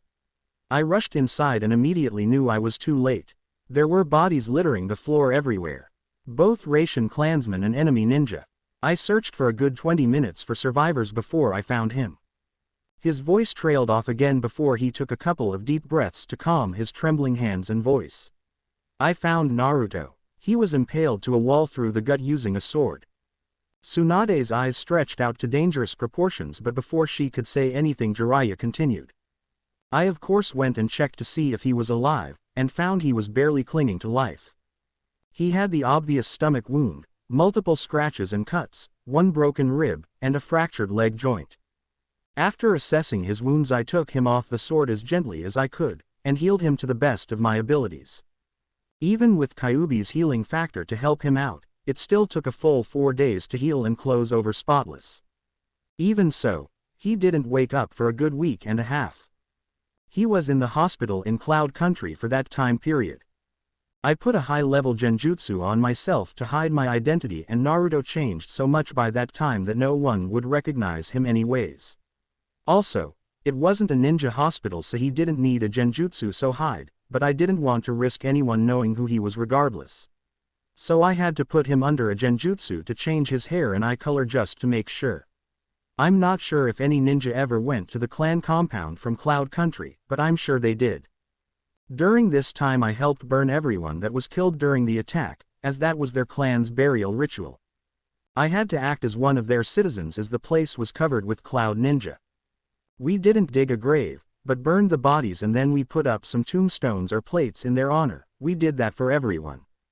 After getting all the bodies out we looked through the place to see if there were any technique scrolls, but all of them were either destroyed or taken during the attack.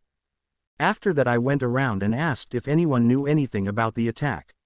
I learned that there was a rather large force of Iwa and Sound Nins around that day of attack. They never crossed the border though from what the guards could gather. But when we looked through the bodies there were multiple dead Sound and Iwa Nins around, though none of them had any way to affiliate them with their villages. Cloud still doesn't know how such a big force of ninja could get into the country without being seen or heard and then attack an entire clan, but they did.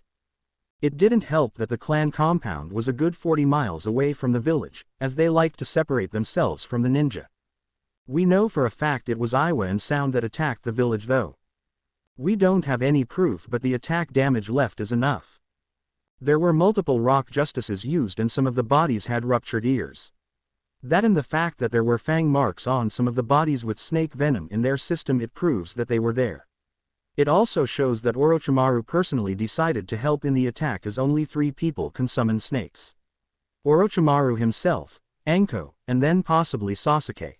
We know it's Orochimaru because there was his sword's poison in some people's systems.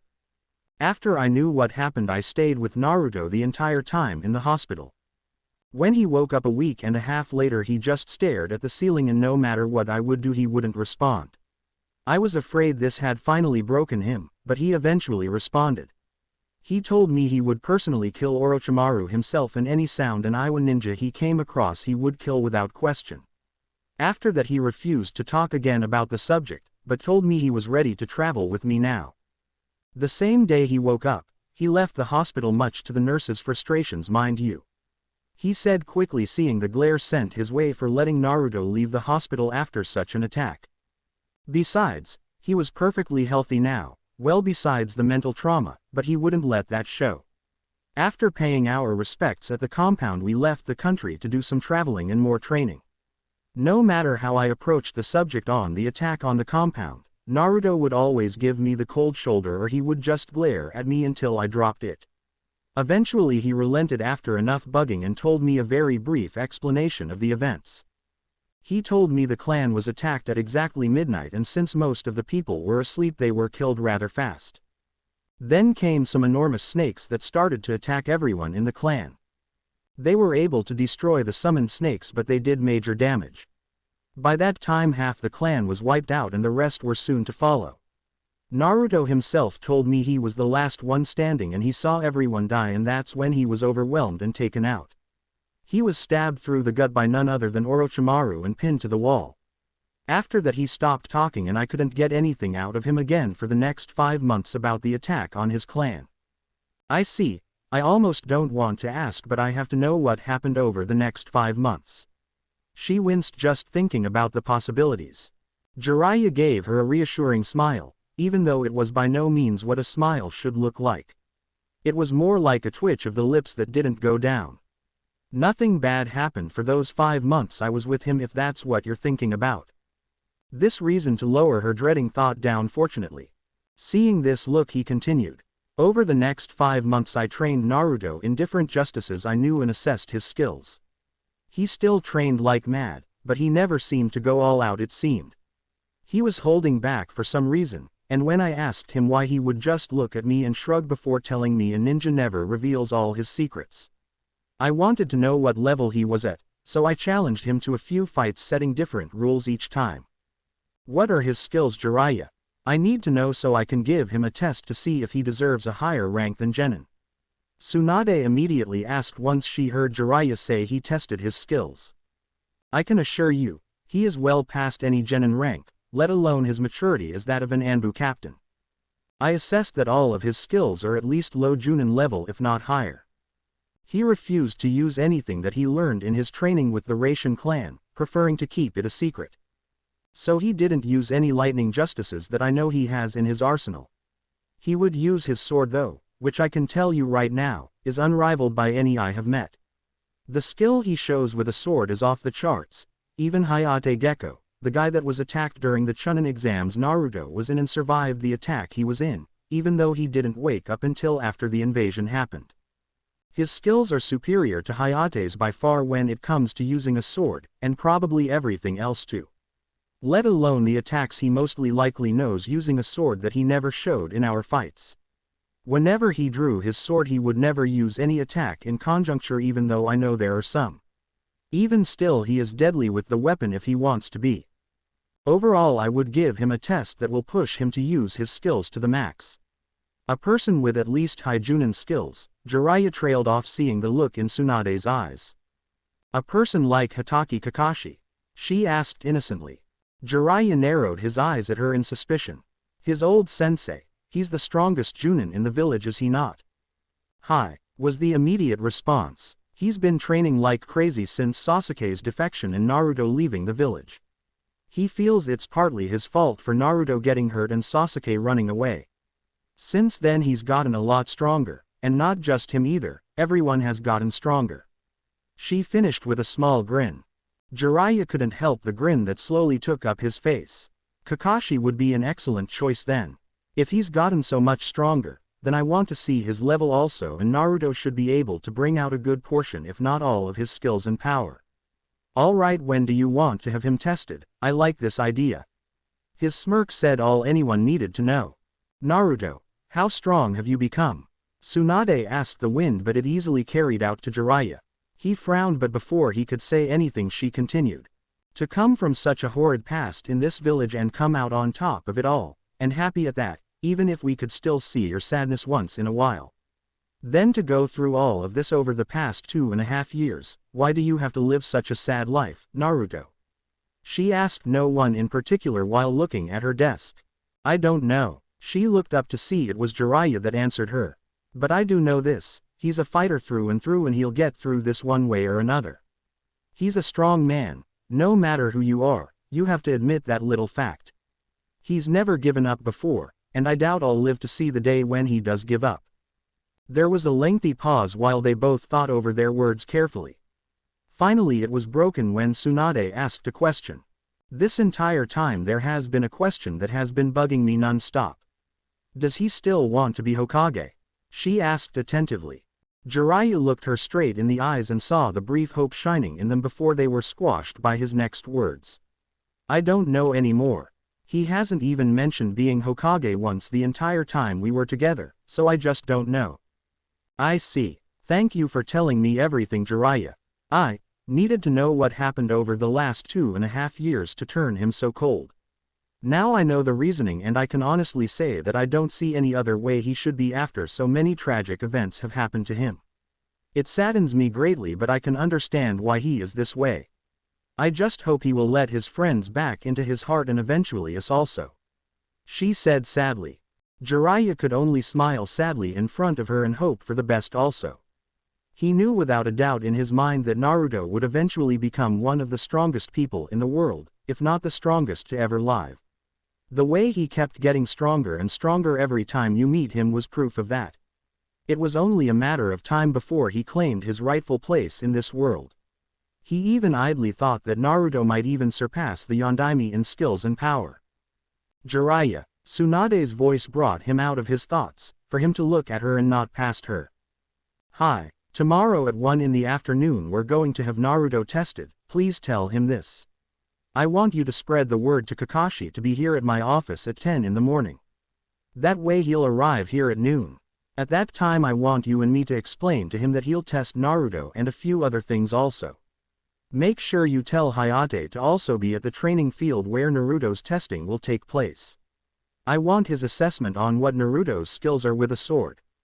Jiraiya nodded in understanding before he thought of a question himself. "Ah, where will he be tested?" Tsunade only smirked at him. "Training field 7 of course." She said it like it was the most logical thing in the world. Jiraiya just stared at her for a few seconds before shrugging. "Are all the great shinobi of our village tested there?"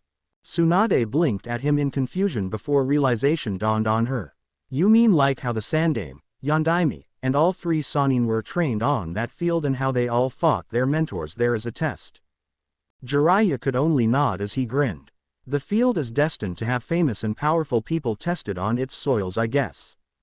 Tsunade couldn't help but grin with him. Indeed, as they said this they both looked out towards the Hokage monument and gazed at its magnificent beauty. Though they had to apply chakra to their eyes to see it at all, didn't even occur to them until a few seconds later. "Wow, time flies by when you're telling a story. I better get going, Tsunade," Jiraiya said after he noticed it was well past dark out and it must be rather late out, so he got up to leave. "I'll make sure Hatake and Gecko know about tomorrow. Until then." He waved as he disappeared from his spot like he was a ghost. "I see even you learned a few tricks over the last 2.5 years, Jiraiya," Tsunade said as she looked at the spot he used to be standing in. She turned back around and gazed at the village looking for an orange spot, but she knew she wouldn't find one. "Naruto. You called Hokage-sama." Looking up from the horrors of paperwork, Tsunade saw just the person she was waiting for to show up. "Ah, Kakashi, just on time," she said with a smile. She noticed he wore his same clothes that he always had on. Blue Anbu-style pants, with a kunai pouch on his right leg. The standard green Junin vest and his Konoha headband tilted so it was covering his left eye from view. Said man looked at her in confusion, and looked at the wall where the clock was. It said it was high noon. He looked back at Tsunade and saw her grinning at him like she won the lottery. "Did I miss something, Hokage-sama?" he asked warily. He knew a pissed-off Sannin was not a good thing, but one with super strength that could easily send you through walls was definitely on his avoid list. And if he wasn't mistaken, he could have sworn that summoned frog he got from Jiraiya said to be in Tsunade's office at 10 not noon. "No, Kakashi, I just planned ahead for your little late arrival, that's all. Now sit down, we have much to discuss." Her voice was commanding and held no room for argument. Kakashi gulped, still not knowing if he was in trouble or not, and if he was, he would be in a world of pain most likely later that day. "Oh come on, Tsunade, there's no reason to freak the poor guy out." Both Kakashi and Tsunade looked over towards the window and saw none other than Jiraiya coming through it and walking towards the far wall before leaning against it calmly. "Jiraiya-sama, if you're here then Naruto is back in the village with you, right?" he asked curiously, hoping his assumption was right. Jiraiya only nodded in the affirmative and gave a jerk of his head towards Tsunade. Looking over her way, he was surprised to see a very serious look on her face. "Kakashi," said man sat up straighter in his chair as the harsh voice rubbed his ears. "I have a mission for you. If you accept this mission, You will go in solo and it could possibly be fatal even for a person of your caliber, as we're not sure of the target's current strengths or weaknesses. This mission will be considered a high A rank mission, but there will be no pay for it, as you have already accepted an agreement prior to this one concerning it. Do you accept knowing all these facts? Tsunade asked while never breaking eye contact with the man. After several seconds of contemplation, he answered. Who's the target, and what would you like to be done to said target, Hokage-sama? Uzumaki Naruto. Kakashi's eye widened hearing the name, but Tsunade ignored it. And all you have to do is fight him until one of you surrenders or is unconscious. Kakashi's brain was working overtime trying to process all the information he was just given. Is Naruto really that strong now, that you suggest he could possibly kill me? Was the first thing he asked, ignoring the question of the mission. Tsunade glared at him for another question. No more questions or answers until you accept or deny the mission, Hitaki. The two of them stared at each other for a few more seconds before Kakashi shrugged his shoulders. Hi, I accept the mission, Hokage-sama. Tsunade's serious look instantly disappeared and was replaced with a small smile. Why the sudden change of heart, Kakashi? He was my student for a while, and like you said, I already made an agreement to be his sensei until he reached Chunin, or I deemed him ready to be alone as a genin. By the sounds of it, he is strong enough to be at least low Junin level, and my guess is that having me fight him would be his test for promotion, am I correct? He asked after analyzing every angle given to him. Tsunade smiled. I always knew you had a good mind, Kakashi. Yes, everything you said was correct. And to your earlier question on could Naruto possibly kill you, we don't know his skill level, so he might be able to. That's where you come in. Kakashi gave an understanding nod, but that turned into confusion a second later. What do you mean you don't know his skill level? I thought you trained him for the last 2.5 years, Jiraiya-sama. He directed his question not at the Hokage but the other Sannin in the room. Said man looked him in the eyes before replying. I was only with him for 5 months of the time. What about the other 2 years and 1 month? He was training with the Raishin clan the entire time, was the immediate given response. Kakashi looked confused now. Who are the Raishin clan, and why haven't I heard of them? They're an elite clan of Kumo Cloud Country and they specialize in swords. The reason you haven't heard of them is because the clan keeps to themselves most of the time, and separates themselves from the ninja of the village, even though they know many powerful jutsu to go along with their sword fighting and without. Jiraiya explained to him, and Tsunade herself somewhat, seeing as she only knew the basics of the clan. I see, so you want me to evaluate his skills and see what he's capable of doing. Is there any other piece of advice I should be given before this fight, and speaking of that, when is the match? Kakashi asked curiously. Right to the point, I see. Tsunade said, getting back on task. Right, the match will be today in little less than an hour's time at Training Field 7. As for advice, ask Jiraiya, as I'm not too sure of them myself. He's the one that knows the most about his skills, and Naruto never showed his full abilities to him either. Both of them looked at Jiraiya with eager eyes. I told Tsunade everything I know about his skills in general. He started off. For one, he has a rather impressive display of jutsu I taught him, around 300, so look out for more than just cage bunchins. Speaking of that jutsu, he rarely uses it anymore. He trailed off, looking out into space before focusing all his attention on Kakashi and giving him a stern look. When you two fight, treat him like any other enemy ninja out there that you encounter for the first time. He is no longer the carefree Naruto you used to know. He's a cold-hardened fighter when he wants to be, and he will kill you without a second thought if you give him the chance. Kakashi looked ready to interrupt, but Jiraiya held up his hand, silencing him before he could even talk. I know what you were about to say, Kakashi. For reasons I'm not willing to tell you or anyone else for that matter besides Tsunade, Naruto has changed drastically. He's not a carefree idiot anymore, but a real shinobi. He's killed before and one more won't matter to him. Do you understand this? His voice was like steel and impossible to penetrate or argue with. Hi Jiraiya-sama, he said with an equally serious voice, but he couldn't help but wonder what could have happened to cause Naruto to turn out like they were talking about.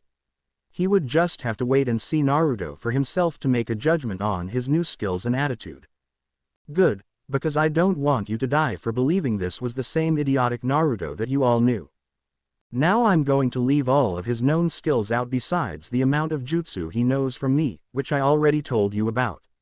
I want this to be a fair fight after all. He doesn't know your own personal skills and secrets, so it's only fair.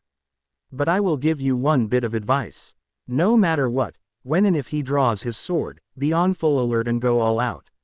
Naruto is deadly with that sword of his. He finished seriously. Kakashi looked between the two Sannin and nodded his head in understanding. I didn't have any intention of treating him with anything but the utmost respect as a shinobi. In this career, anyone can be the death of you if you're not on guard. Good, you are dismissed, Kakashi. I expect you to be at the training grounds at exactly 1 o'clock and no later. Is that understood? She asked threateningly. Kakashi nodded his head absent-mindedly, already lost in thoughts about what Naruto could be like now and how strong he was. He waved his hand after being dismissed and shunshined out of the office with the classic poof of smoke. He had no intentions of being late for this meeting. Not a minute later the door to Tsunade's office was kicked open and banged against the wall with the handle embedded into the plaster holding it wide open.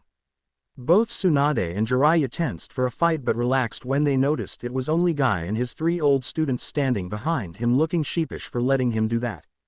Tsunade glared at the man that was looking around the room frantically. "What do you think you're doing, Guy?"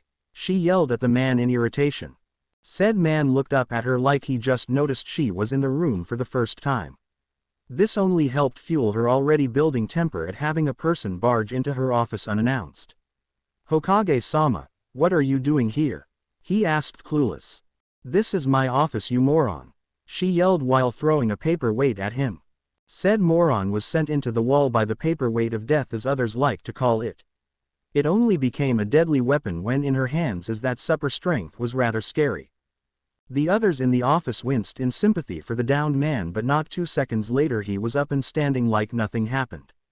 "I'm so sorry for my most unyouthful entrance, Hokage-sama, but I was looking for my eternal rival Kakashi. He seems to be running away from our scheduled fight, which is most unyouthful of him," he added as an afterthought. The others in the room winced at his use of the word unyouthful as if it was a crime to say it. "Now that's a thought. I could make it into a law," Tsunade thought with glee, but quickly shot it down when she thought of the obnoxious duo when they heard of her intentions. They would never leave her alone. Said obnoxious duo were currently screaming different tasks at each other, about if they couldn't find Kakashi they would do something that was practically impossible. The duo was none other than Maida Guy and Rock Lee, his apprentice. "Enough. If that's all you wanted, then get out and leave Kakashi alone today. He won't be able to fight you," she said, irritated at their little antics. They both stopped instantly and Guy looked at her curiously. "If I may ask, why can't I fight Kakashi today? Is he hurt?" he asked in a calm voice. Tsunade sighed and looked towards Jiraiya, who only shrugged his shoulders at her stare. The questioning look was easy to translate. "Should I tell them? Kakashi will be fighting Naruto today to gauge his current skill level," she said after a few seconds of thought. Team Guy, as that's what they were called, consisted of Tenten, a Chunin, Hyuga Neji, a new Junin, Rock Lee, a Chunin, and Maida Guy, another Junin and the most powerful of them all. They were just about to comment on what she just said when they heard a cocky voice from behind them. "So the dope has finally returned." Team Guy looked behind them and saw the old teammate standing not 5 feet from them. The one who spoke was none other than Inuzuka Kiba. The whole team consisted of Yuhi Kurenai, a Junin and the strongest on the team, Inuzuka Kiba, a Chunin, Hyuga Hinata, a Chunin, and Aburame Shino, a Chunin. And he'll be fighting one of the strongest Junin in the village. I'd love to see his ass get kicked. Where's it taking place? He grinned at the rest of them, ignoring the glares he was getting, or maybe he was just clueless about them. "Kiba, why you shouldn't talk about Naruto-kun like that?" Hinata stuttered out after hearing about her crush being back in the village. "That dope, nah, he'll never beat Kakashi. He's just too strong of a fighter for him," he said without thinking about it. "Kiba, you really shouldn't judge people before you know them. A lot can happen in 2.5 years. Naruto might be strong enough to win," Kurenai argued with her former student. "No way, I could beat the dope no problem, and I'm no match for Kakashi," he said confidently. "Kind of like how you beat him during the Chunin exams," Neji asked him rhetorically. Kiba whirled on the voice that talked. Hey, he got lucky during that fight, and besides, he beat you to remember. Neji just glanced at him. That's the entire point, you moron. Hey, I'm not a moron, you prick. He yelled back in offense. Neji didn't falter any though. Like your former sensei said, a lot can change in 2.5 years, and those Chunin exams were a long time ago. And in case you don't remember, a shinobi is supposed to learn from their past mistakes. You'd think after losing once to him after you underestimated his skills, you'd be smart enough not to judge his skills by a title giving to him when he was in the academy and not even a ninja. Why, you little. Kiba stepped forward threateningly but got only 2 steps before he was stopped by a loud commanding voice.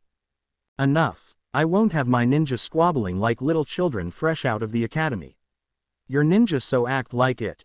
Tsunade yelled at them all. Kiba looked sheepish but Neji just nodded his head in understanding. The others watched on to see where this conversation would go. Sitting back down at her desk, Tsunade leaned back in her chair and massaged her temple with a frown marring her face. If you want to come watch the fight, then be my guest, but you will not interfere in any way whatsoever. If you prove to be a distraction, then I'll have you removed immediately. Is that understood? She asked the currently occupants of her office. Everyone nodded in understanding. They all wanted to see how Naruto has been and how much he's changed. The fact they get to see his skills in action against one of the best if not the best Junin in the village was just a huge bonus. Good. Then let's get going. I'd rather not be late to one of my own meetings I set up. She said as she got up and grabbed her jacket before heading out the door, followed quickly behind by the others in the office. The other people that showed up in her office seemed to dismiss the fact that they went to her office with an intention in mind, but discarded it to see the upcoming fight. By the time they made it to the training field, they had added one more guest to their group. One Haruno Sakura, former teammate of Uzumaki Naruto and Uchiha Sasuke. Having finally gotten there, they noticed Kakashi was already leaning against a tree, but there was something curious about him. He was standing without his Ichi Paradise book in his hand and he wasn't giggling perversely. When they walked into the clearing, said man looked up from the ground and waved the others over. Well, you brought quite the crew with you, but aren't we missing one other person? You did say 1 o'clock, right, Hokage-sama? He asked once they were within hearing range. Tsunade only nodded her head while looking around the clearing for any signs of the young man that should be here by now. Looking at her watch, she noticed they arrived slightly early by a few seconds, and was about to tell the others to wait for Naruto when she saw something coming out of the tree lines across from them. Turning in that direction, she saw it was the person they were waiting for. The only other person to sense him was Jiraiya, but the others noticed them looking into the tree lines and followed their gazes.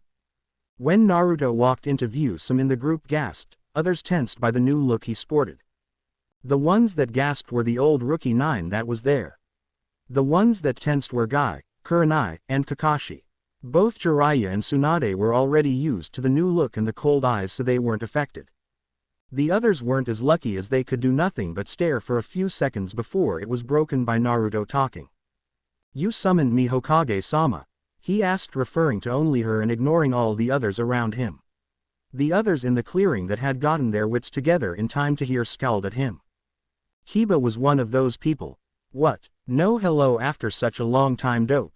He asked while his dog whimpered at him from behind, but he ignored what the enormous dog that reached to his stomach on height, Akamaru, was saying, having his full attention on the person in front of him. The only indicator that Naruto even heard him was the slight glance he gave him from the corner of his eyes before he turned his eyes back to the Hokage, who was frowning at him. This only seemed to irritate him more though. Why, you? Do you think you're so good that you can ignore me now? He yelled, stepping forward threateningly. Enough! Tsunade yelled out, sensing and seeing the incoming fight that was sure to happen. She knew for a fact that Kiba would get his ass handed to him if what Jiraiya had to say was true.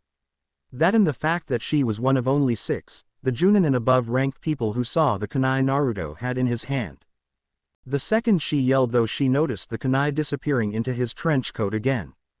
The others that saw this were slightly disturbed by the actions he would have taken if things turned into a fight, but let it slide for now. I didn't allow you to come here so you could interfere, Kiba. Have you already forgotten what I said while we were in my office? Tsunade asked him directly. Hiba only grumbled under his breath, but he stepped back, remembering that Naruto would soon get his ass kicked by Kakashi anyways, so he didn't need to do anything for now. Good, now let's get back to why we're here, Tsunade said, turning back to Naruto. Uzumaki ration Naruto. The others looked at her like she grew a second head when she added the ration to his name, but knew not to interrupt when she was talking. I have called you here today so your skills in combat can be tested against an opponent of my choosing, so the village of Konoha has a record of your skills and they're not being wasted on meaningless missions. This test will also be a promotion if you prove your skills are effective enough for me to beseech you with a higher rank. Do you understand your purpose here today, Uzumaki?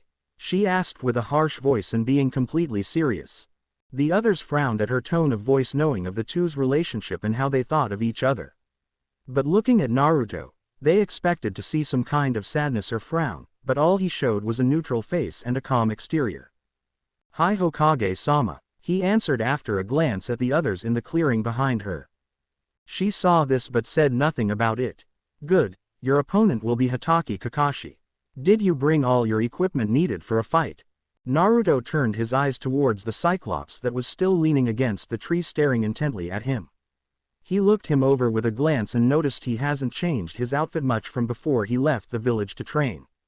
He turned his eyes back to Tsunade and nodded in the affirmative. I'm ready for combat at all times, Hawk, Tsunade-sama. He corrected himself, seeing the glare he got for saying Hokage the first time and the second. I see, if that's the case then you have the entire field 7 at your disposal. You may start when I give the signal. The only rules are you don't kill each other and your opponent has to come out in one piece. The match will stop when I either call it, one of you is unconscious, or one of you gives up. All she got for an answer was a small nod from each of them as they turned to face each other. Seeing everything was in order, Tsunade led the others in the clearing to the tree lines and jumped into the trees. After finding one that was relatively high, with enough branches for everyone to sit or stand on, she turned her attention back onto the field. The first thing she noticed was that Kakashi was still leaning against the same tree and Naruto was still facing him, looking calmly at the other man staring him down. From what she could tell, they hadn't stopped staring the entire time. The only thing different about them was that Naruto had sealed his cloak into a scroll on his body.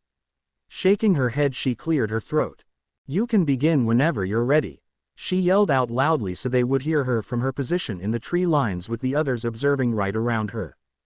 For several seconds it seemed like neither of them would do anything but stare at each other, but then Kakashi sighed, bringing their attention to him. Standing his full height, Kakashi looked right at his opponent. It's good to see you, Naruto. I see the 2.5 years of training were well spent. All he got in return was silence. Frowning for the lack of communication, he moved his left arm slightly upwards, but he had to abandon this action immediately unless he wanted to be impaled by several shuriken coming his way. Jumping to the side while still keeping his eyes focus on the perpetrator that was Naruto, he looked out some of his own shuriken and threw them at his still motionless opponent. Seeing the incoming attacks, Naruto also jumped to the side, heading the same way Kakashi was heading, towards the trees. Frowning, seeing his tactic coming up, he skidded on the ground and went through 4 seals at slow Junin speed. Putting his right hand up to his mouth after taking a deep breath, Naruto finished his jutsu. Kaden. Gokaku no Jutsu. Fire. Grand Fire Ball. The ball of fire that came out of his mouth headed towards the tree lines right in front of Kakashi, effectively stopping him in his tracks unless he wanted to get burned. Jumping forward after his attack was successful, he appeared in front of the startled Kakashi with a kunai out ready to use. Bringing the kunai down, Naruto hit another kunai from Kakashi, trying to block it. Naruto didn't let this deter him though, and with a slight push of chakra in his left foot, he flipped over Kakashi, who stumbled forward from the loss of pressure and received a kunai between the eyes from the overhead Naruto. Landing on the ground, Naruto didn't even look when he heard a popping sound but kept his eyes to the front. The Kakashi that he just killed was nothing more than a log that was used in a Kawamari jutsu. Replacement. Staring at his opponent, he frowned when he realized he didn't accomplish stopping Kakashi. I see it won't be that easy, Kakashi. Naruto spoke up slowly. Indeed, said man responded. He was standing 10 feet from Naruto with his left hand over his headband ready to raise it. You've definitely improved, Naruto. I'll need this to keep up.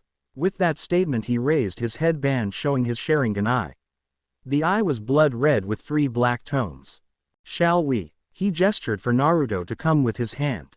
Naruto watched him slightly more cautiously now that he had the Sharingan out, but he didn't let it deter him. If anything, it only made the fight more interesting. Making 3 seals at a civilian speed, Naruto leaned slightly to the side and then back to the other side. Kakashi frowned seeing this as his Sharingan picked up the jutsu like child's play, but let Naruto do whatever he was going to do. "You know, with the Sharingan I can see through any genjutsu, right Naruto?" Kakashi asked his former student. Naruto didn't seem concerned at all though, and only continued to sway on his feet for 10 seconds before he stumbled to the right.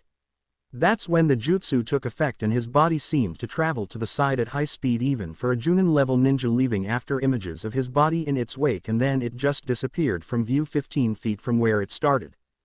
Kakashi watched all of this with caution. He knew exactly where Naruto was, but to use that jutsu was another thing entirely. It was a low to mid-range Chunin genjutsu, nothing that a Junin would fall for, especially him, seeing as his Sharingan could see through all genjutsu. "What are you playing at, Naruto?" he thought. Unknown to him, the others in the tree line were also thinking along that same thought. Every single one of them could see through the genjutsu. Hiba smirked seeing this. "Well, the dope has at least some skill with genjutsu now. It's better than before he left anyways, but that's just pathetic." The others glanced at him, but Kurenai narrowed her eyes. "No, that genjutsu was just a distraction. The real one is about to start. I can feel him forming one, though it's very discreet, almost high Junin level genjutsu," she said absent-mindedly. The others looked at her like she grew an extra head, but knew not to argue with her when it came to genjutsu, seeing as she was the best in the village in that field. Besides, Jiraiya started. With his control of his chakra now being at elite Junin level, a genjutsu of the level Kurenai is talking about wouldn't be too hard for him. "His control's that good now?" Tsunade asked. "Hi, the things I've seen him do would need that sort of control, so I know it's that good," he stated confidently. The others reluctantly agreed and continued to watch the fight when they noticed Naruto disappear. Kakashi saw this and his eyes widened slightly before he pushed some chakra into his Sharingan eye to cancel the effects. It only took half a second, but that was more than enough for Naruto to get into position. With a flick of his wrist he sent a kunai sailing towards the confused man and charged in right behind it. Just as the genjutsu cancelled, Kakashi had to quickly bring a kunai out to block the incoming one, only to see a blur appear behind him, which happened to be Naruto. Taking advantage of his opponent's back, Naruto kicked out with his foot right into Kakashi's back, sending him sailing through the air. Not stopping there, he formed a couple of fast seals in a split second. Futon. Rinkuden. Drilling air bullet, the compressed air sped at the still airborne man, who flipped to see the incoming attack and let out a volley of shuriken to intercept the attack. The two collided and the air ball exploded, sending the shuriken in every direction. Landing on the ground, Kakashi immediately sprung forward with a kunai in his right hand. Naruto did the same thing, seeing his attack stopped so easily. They both charged at moderate speed and met in the middle of the clearing with kunai drawn and ready. Clashing was heard throughout the clearing as swipe after swipe they exchanged blows with each other, doing a deadly dance of Mortal Kombat with each other. That is until Kakashi positioned his kunai just right and managed to make Naruto drop his, otherwise lose a finger or worse. Taking advantage of his weaponless opponent, he swung at him only for his arm to be blocked at the wrist with Naruto's forearm, and his arm violently grabbed and twisted, causing him to flip with the twist or get a broken arm. This also had the unfortunate consequence of making him drop his weapon, but that still left him with plenty. Landing in a crouch, he blocked the kick coming at his gut, and pushed it to the side while bringing a fist to Naruto's face. Letting the fist glance his face by tilting his head sideways, he leaned forward and elbowed Kakashi in the shoulder, and following his twisting body, tried to backhand him with his other hand, only for the man to jump back from him and continue for 3 more jumps until there was a good 20-foot space between them. Both stood up and slid into their respective taijutsu, hand-to-hand, stances. Kakashi's was standing with his knees bent and slightly to the side, facing Naruto with his back completely straight, standing to his full height. One hand was open while the other was half clenched. It was a mix between the iron fist and the interceptor fist. Naruto also slid into a stance of his own. He was crouching with his legs bent and his upper body leaning slightly forward while his entire body was sideways to Kakashi's. He had his left leg completely in front of him with it being slightly bent. His right leg was almost at a 90-degree angle to the ground. His left arm was stretched out straight with an open palm, and his right arm was facing towards the back of his body, also straight with a slight bend as was his other arm, with his palm being open. Naruto sliding into this stance caused all of the Junin and one Hokage eyes to widen dramatically. Kakashi faltered in his own stance, seeing the very familiar one in front of him that he hasn't seen in over 16 years. How do you know that style? He stuttered out questionably. The other Junin and Hokage wanted to know this also. Jiraiya wasn't affected at all by it though, Tsunade noticed with narrowed eyes. Naruto also narrowed his eyes. And how do you recognize this style, Kakashi? As far as I know, no one in Konoha has ever been taught by Raishin clansmen, and it's strictly forbidden to teach this style to anyone but a clansman no matter what. Kakashi's eyes widened even more from that little bit of information. You mean you learned that style from the Raishin clan, and does that mean you're part of their clan now? Naruto let a small bit of killer intent rise from his body threateningly. You didn't answer my question, Hatake. Where do you know this style from? He snarled out, getting angry that an outsider knew their clan's style. I don't know the style personally, only one person in Konoha could ever learn that style, and he created most of it himself after learning from a scroll the basic stances. He answered, seeing his growing anger at the obviously clan-only style. Who? Hatake? My sensei, the Yondaime Hokage, Namikaze Minato. He answered. Naruto let his killer intent subside and stood from his stance and turned to the direction of the people watching. While Kakashi and Naruto were talking, Tsunade slid up to Jiraiya and pulled him up by his collar and glared at him. He remained completely calm and looked her in the eyes. You taught him that style. She yelled the words, that, threateningly while keeping her voice a whisper so not even the famous Inuzuka ears could hear them. Jiraiya just tilted his head to the others, and Tsunade followed his gaze and listened to them talk about it being a Raishin clan taijutsu style only. She snapped her head in Jiraiya's direction again and let him drop after a second thought.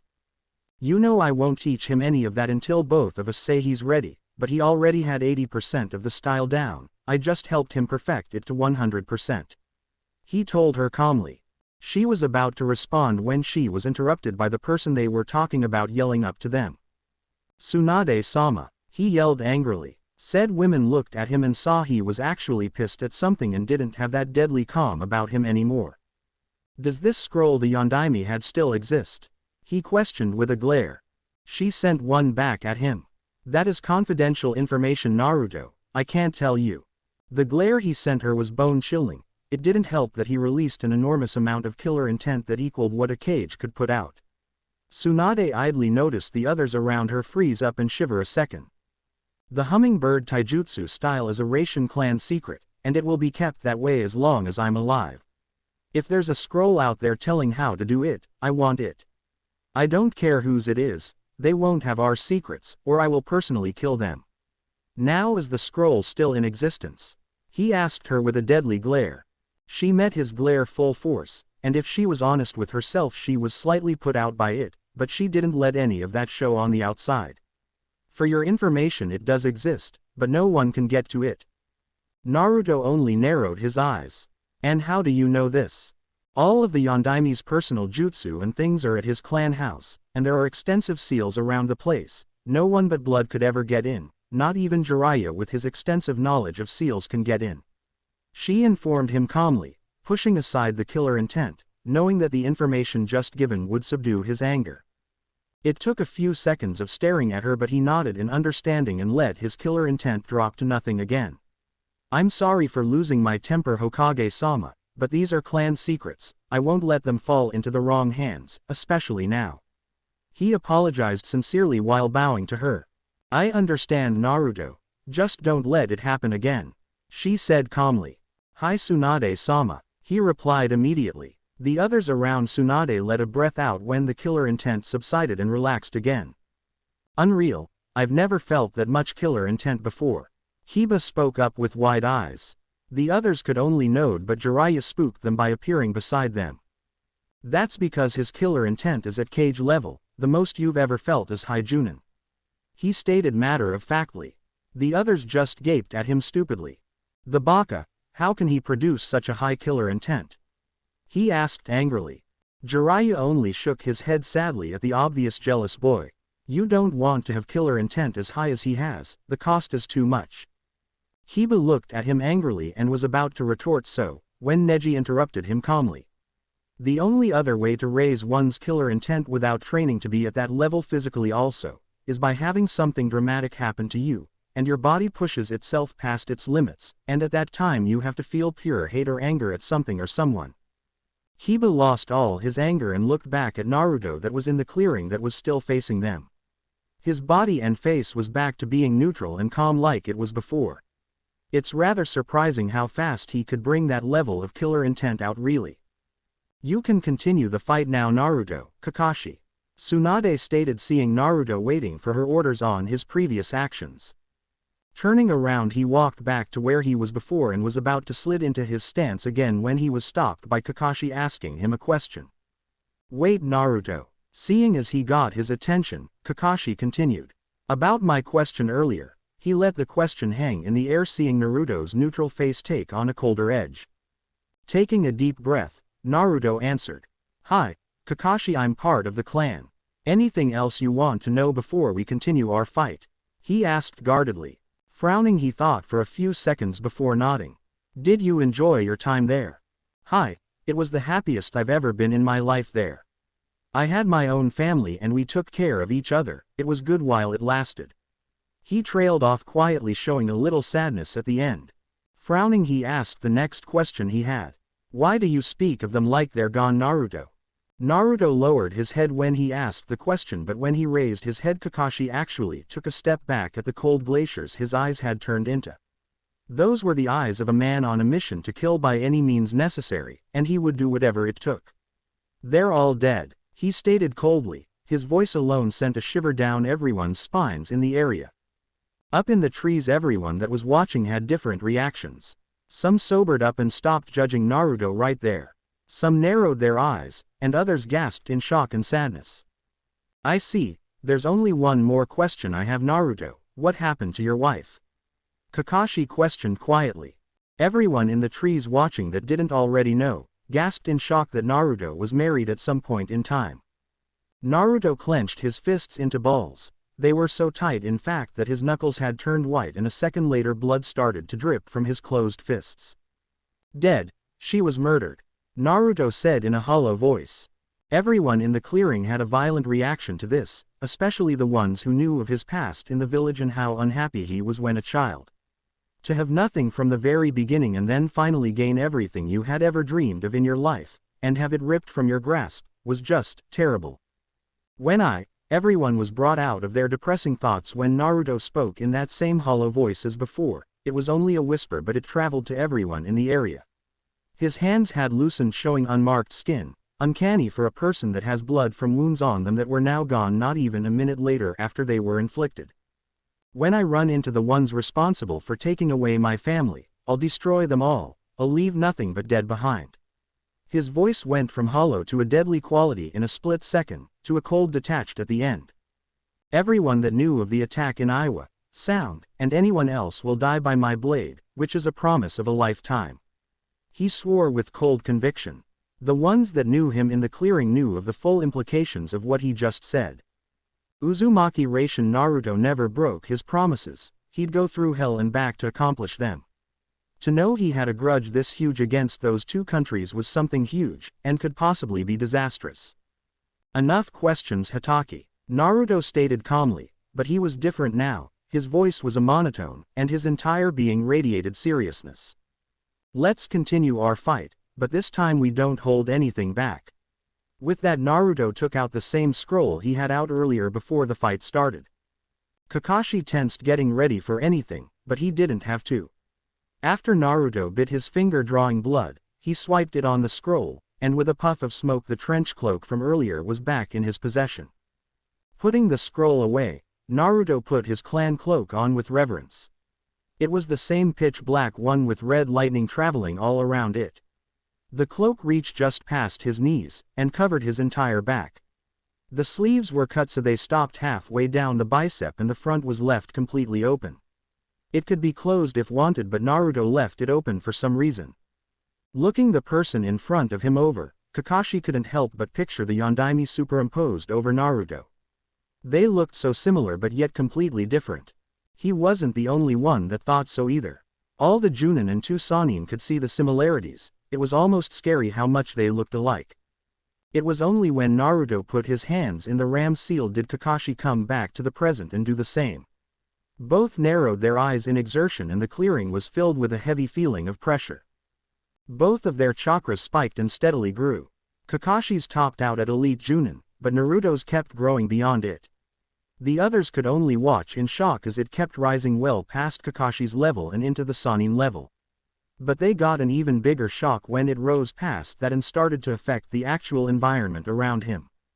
The rocks started rising in the air, and being crushed under the pressure, and the ground under his feet cracked until finally his chakra spiked to its max at low-level Kage chakra. Looking up, Naruto could see the shocked looks on most of their faces but didn't let it bother him. He had a fight to finish. Locking eyes with his opponent, he slid into his hummingbird taijutsu style while Kakashi slid into his combo style. The others in the clearing knew this is where the real fight started. With no warning whatsoever, Naruto charged forward at low Junin speed. Kakashi prepared himself for the attack, and was not surprised when Naruto sped up at the last second to strike him hard. After all, he was Minato's student and he saw him use this same style. It was almost like fighting his sensei, but he knew they were 2 different people with different skills. Naruto saw him tense for the speed burst at the end, but he figured it would be like this. His style was used by this man's sensei after all. With a burst of speed he covered the last 5 feet with lightning fast speed and thrust his right arm forward at high Junin speed. Kakashi ducked the initial strike while jumping backwards and sending his left foot for a sweep kick that was easily jumped over.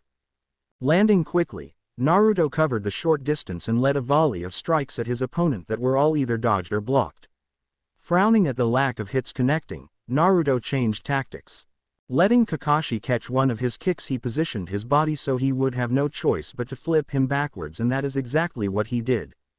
Going with the flow, Naruto landed on his hands and twisted his body around. Kakashi wouldn't say it out loud, but Naruto was doing amazingly good.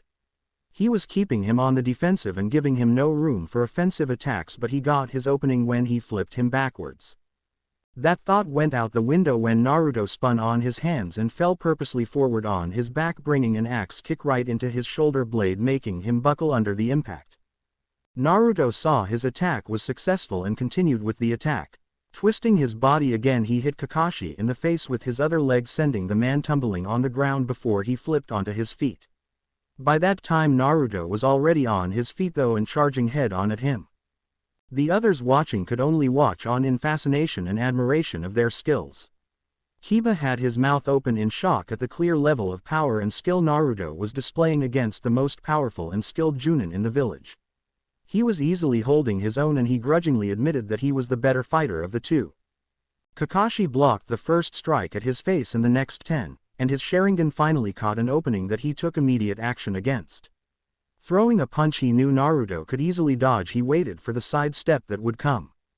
Just as he predicted, he sidestepped and he immediately threw his elbow out, striking Naruto in the shoulder and turned the fight to his advantage. Having enough of being on the defensive after getting hit 10 times in various places, Naruto jumped back while throwing a kunai at Kakashi. Seeing the kunai and the present attached, Kakashi leapt back, avoiding the explosion that came when it hit the ground and caused smoke to rise into the air, covering their view of each other. Doden. Doryuden. Earth Dragon Bullet. Kakashi heard the attack through the smoke. Acting quickly, knowing what the attack did, he made his own jutsu. Doden. Doryuheki. Earth Wall. Stomping the ground, a wall of earth shot up in front of him, blocking the incoming chunks of earth. The second the last thump of earth colliding was heard, Naruto came from above the wall and dropped on top of him. With gravity helping him, Naruto was able to block the swipe made with a kunai and twist his body to send a chop to the neck, making him choke and stumble backwards. The second he landed though, the Kakashi he hit crumbled into dirt and 2 hands grabbed his ankles and pulled him underground. Doden. Shinju Zanshu no Jutsu. Inner decapitation. Standing above ground now, Kakashi was quick to react when a kunai came sailing at him from above and blew up a part of the wall he made just a second ago, making it crumble on top of him. Jumping to the side, he was just able to get out of the way when he saw a ball of compressed water coming at him from the side. He ideally noticed the pop sound coming from the place he pulled Naruto underground up to his head. Cage Bunshin, shadow clone, he thought. There goes Jiraiya's theory of him not using it anymore, but he did say he just doesn't use it a lot now, damn. Going through seals at his fastest pace, he sent a stream of fire in the direction the water ball came from. Kaden. Karyudan. Fire Dragon Missile. The two attacks collided, but most of his attack flew around the ball of water and towards the Naruto that he could now see, dodging his attack by rolling away. With his roll, he grabbed some shuriken and let them fly at Kakashi while forming seals afterwards. Shuriken Shadow Clone no Jutsu. The 5 shuriken multiplied into 50, heading towards the only other man in the clearing. Said man saw this coming from a mile away and decided to get more serious with the jutsu fight. Doden. Doryuheki. Earth Wall. The wall shot up again like last time, but he didn't stop here. Doden. Dorama. Earth shot, hitting the wall with his fists. He pushed chakra into his fist each time it connected with the wall, sending out chunks of earth about a foot big each time. He continued this 20 times before stopping, having Naruto on the defensive, dodging attacks left and right with deflected shuriken in there also. Kaden. Gakakyu no Jutsu. Grand Fire Ball. Naruto saw the incoming fire jutsu coming at him, but being in midair he knew it would be tricky to dodge, especially with all the earth attacks still falling around him. Pushing off a nearby falling earth chuck, Naruto jumping to the side and tried to get out of the way, only for his cloak to catch on fire as he dodged. Rolling on the ground, he applied chakra to the cloak to smother the flames. It almost worked, but the distraction cost him. Sweden. Kokosujin. Concentrated Water Spike. Sensing the incoming attack, he jumped straight into the air to avoid it. He saw out of the bottom of his eyelids that it was a spike of water that he just barely dodged in time. Sadly, that wasn't enough for him. Kakashi saw his chance when he went straight up into the air. Jumping high in the air by leaping off of 2 trees, he positioned himself above Naruto. Sweden. Hakonryu. Rapid Crasher. Even if he wanted to dodge, he couldn't, and he didn't have the time to use replacement. So Naruto did the only thing left for him. He threw his arms in front of his face and upper chest and reinforced them with chakra. It wasn't a second too late either, as the rapid torrent of water that came at him washed right over him and slammed him into the ground hard. Landing a couple yards away, Kakashi waited for the dust to clear to see the damage done. Kakashi didn't have to wait long for the dust to clear, as Naruto was just flipping up from the impact and landing on his feet from his downed position on the ground. Dusting himself off, Naruto inspected the damage. Besides his sour ribs, he knew he was perfectly fine, but that's not what he was looking at. No, he was looking at the damage done to his cloak.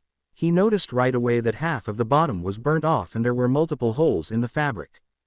That won't do, he mumbled to himself, but with his Sharingan eye activated, Kakashi read his lips and knew what he said. He was rather astonished when he sensed chakra being pushed into the cloak and it seemingly repairing itself. He wondered how he was doing it when he noticed a slight glow from the inside of the cloak and saw just a glimpse of a seal, or maybe that was multiple seals, seeing how fast it was repairing. In 2 seconds flat, the article of clothing was back to new. Naruto nodded to himself and lifted his gaze to Kakashi's. Well, you're sure fast on the draw when it comes to jutsu, aren't you, Kakashi? Naruto asked rhetorically. Said man was about to make a comment but was interrupted when Naruto kept going. Looks like I'll have to go all out now, prepare yourself. Naruto's voice went from monotone to downright deadly dangerous after the slight pause and then the warning. Making 2 different seals, Naruto held his hands in the ram seal for a good 4 seconds while his body seemed to dry itself of all the water. Kaden. Atsusa. Heat. Naruto's body steamed for a few seconds until his body was completely dry again. I'll admit that you've gotten better, Naruto. Definitely low Junin in skills, maybe mid Junin, but you're no match for me, let alone strong enough to keep that promise you made earlier. Kakashi stated matter-of-factly, but cringed at the end, realizing his choice of wording was very bad. You dare say that, anything but that. I refuse to let them get away with what they did, Hatake. Naruto whispered venomously, but his words echoed out to everyone around to hear. Shaking from head to toe, Naruto slowly lifted his head from the ground, showing a calm face that betrayed every emotion of anger and hate he felt on the inside. "You do not question my ability to avenge my family, Hatake." His voice was venomous, and with every word he spoke his chakra would rise slightly higher until it peaked out at low-level Sannin. "Ever," Naruto calmly replied out as he let his chakra explode out from his body, but this wasn't just chakra, but nature chakra. To be more specific, it was his lightning nature chakra. The others couldn't believe what they were seeing in front of them. The second Naruto's chakra reached its peak, everyone in the clearing felt a foreboding feeling. Kakashi felt it the most and he immediately jumped backwards. It was a good thing that he did too, as the second he leapt from the ground lightning crackled around Naruto's arms and spread over his body until it encompassed him in a field of electricity. When he let his chakra explode, the lightning that was mixed in went with it and spread around him for a good 10 feet. Everyone, even the elite Junin, Hokage, and Sannin couldn't believe what they were seeing. Such a high control of one's element was unheard of. The ground where the lightning was touching was leaving scorch marks and slight cracks and indents everywhere it touched. When it finally resided, Naruto was left completely unharmed. They could still see small sparks shooting around his fingertips every now and then, but to have such control was phenomenal. After watching the display of elemental manipulation, Kakashi gulped loudly and absent-mindedly wondered what he had gotten himself into. Staring the man down, Naruto couldn't help but glare for what this man said. "He'll pay," kept repeating over and over in his head before his mantra just stopped abruptly and the entire area around them for a good half-mile was perfectly silent. "Fight Hatake," Naruto calmly voiced before he shot forward at mid-Junin level speed and reached him within seconds. Kakashi tensed, getting ready for the volley of attacks to come, and quickly slid into his respective stance, seeing Naruto in his hummingbird style. The second he was within 10 feet, Naruto sped up to a speed even he wasn't expecting and thus caught him off guard. Covering the last few feet at low Sannin level speed, Naruto got right up to Kakashi's guard and slapped his hands away from his hastily put up defense to nail a hard right fist to the gut, sending the man skidding back. He didn't end it there though and kept attacking with even more ferocity. Charging forward, Naruto thrust his left hand forward only to get it caught and catch a left fist of his own. Both stood struggling for domination over the other in pure strength, and with a slight step back and push forward, Naruto came out on top while Kakashi stumbled back. Going with the backwards movement, Kakashi used it to jump back and create some distance while doing some seals. Kaden. Hosenka no Jutsu. Phoenix fire balls, effectively shooting out multiple fire balls about the diameter of 2 feet in Naruto's direction. Not stopping his charge any, Naruto weaved in and out of the deadly fire balls with grace and accuracy, leaving them to pass by at least a foot each time while doing his own seals. Kakashi saw this with his Sharingan eye but couldn't tell what jutsu he was using as his cloak was blocking his view of the hand seals. Getting in range of Kakashi, Naruto brought his hands out of his cloak and thrust them forward only for Kakashi's eyes to widen and for him to use replacement at the last second. Seeing that Naruto's hands were covered in chakra of lightning manipulation, his eyes widened and he used a quick replacement, and just in time. As the second that Naruto's hand touched the log, the thing was covered in electricity and was blasted apart by the high intensity of lightning traveling through it. Futon. Rinkuden. Drilling air bullet. Kakashi let out a ball of compressed air to fly at Naruto's back only for him to twist around in a split second with his hands yet again hidden by his cloak. Thrusting his hand forward, Naruto let out what looked like a ball of electricity. Reikyu. Lightning ball. The ball collided with the compressed air and seemed to struggle with it before both of them blew up, sending out high winds with static electricity mixed in around the environment. The ones watching were shocked to see a lightning attack come to a standstill with a wind attack, as wind was more powerful than lightning in the elemental circle. The wind attack should have easily taken out the lightning one. It just showed how strong these lightning attacks Naruto was using really were. A few seconds later the wind settled down, showing both opponents unharmed on the opposite side of the field from each other. Both had sweat on their bodies and looked ready to go at it again any second. They were both covered in debris and dirt, and both had what would later be bruises and cuts. Looking at each other, they both knew that this fight had turned into a standstill, as every attack they threw at each other, they would just block or counter. It was time to bring out the big guns. And that is exactly what Naruto did. Raising his right arm, Naruto grabbed the handle of his sword that until now had been untouched.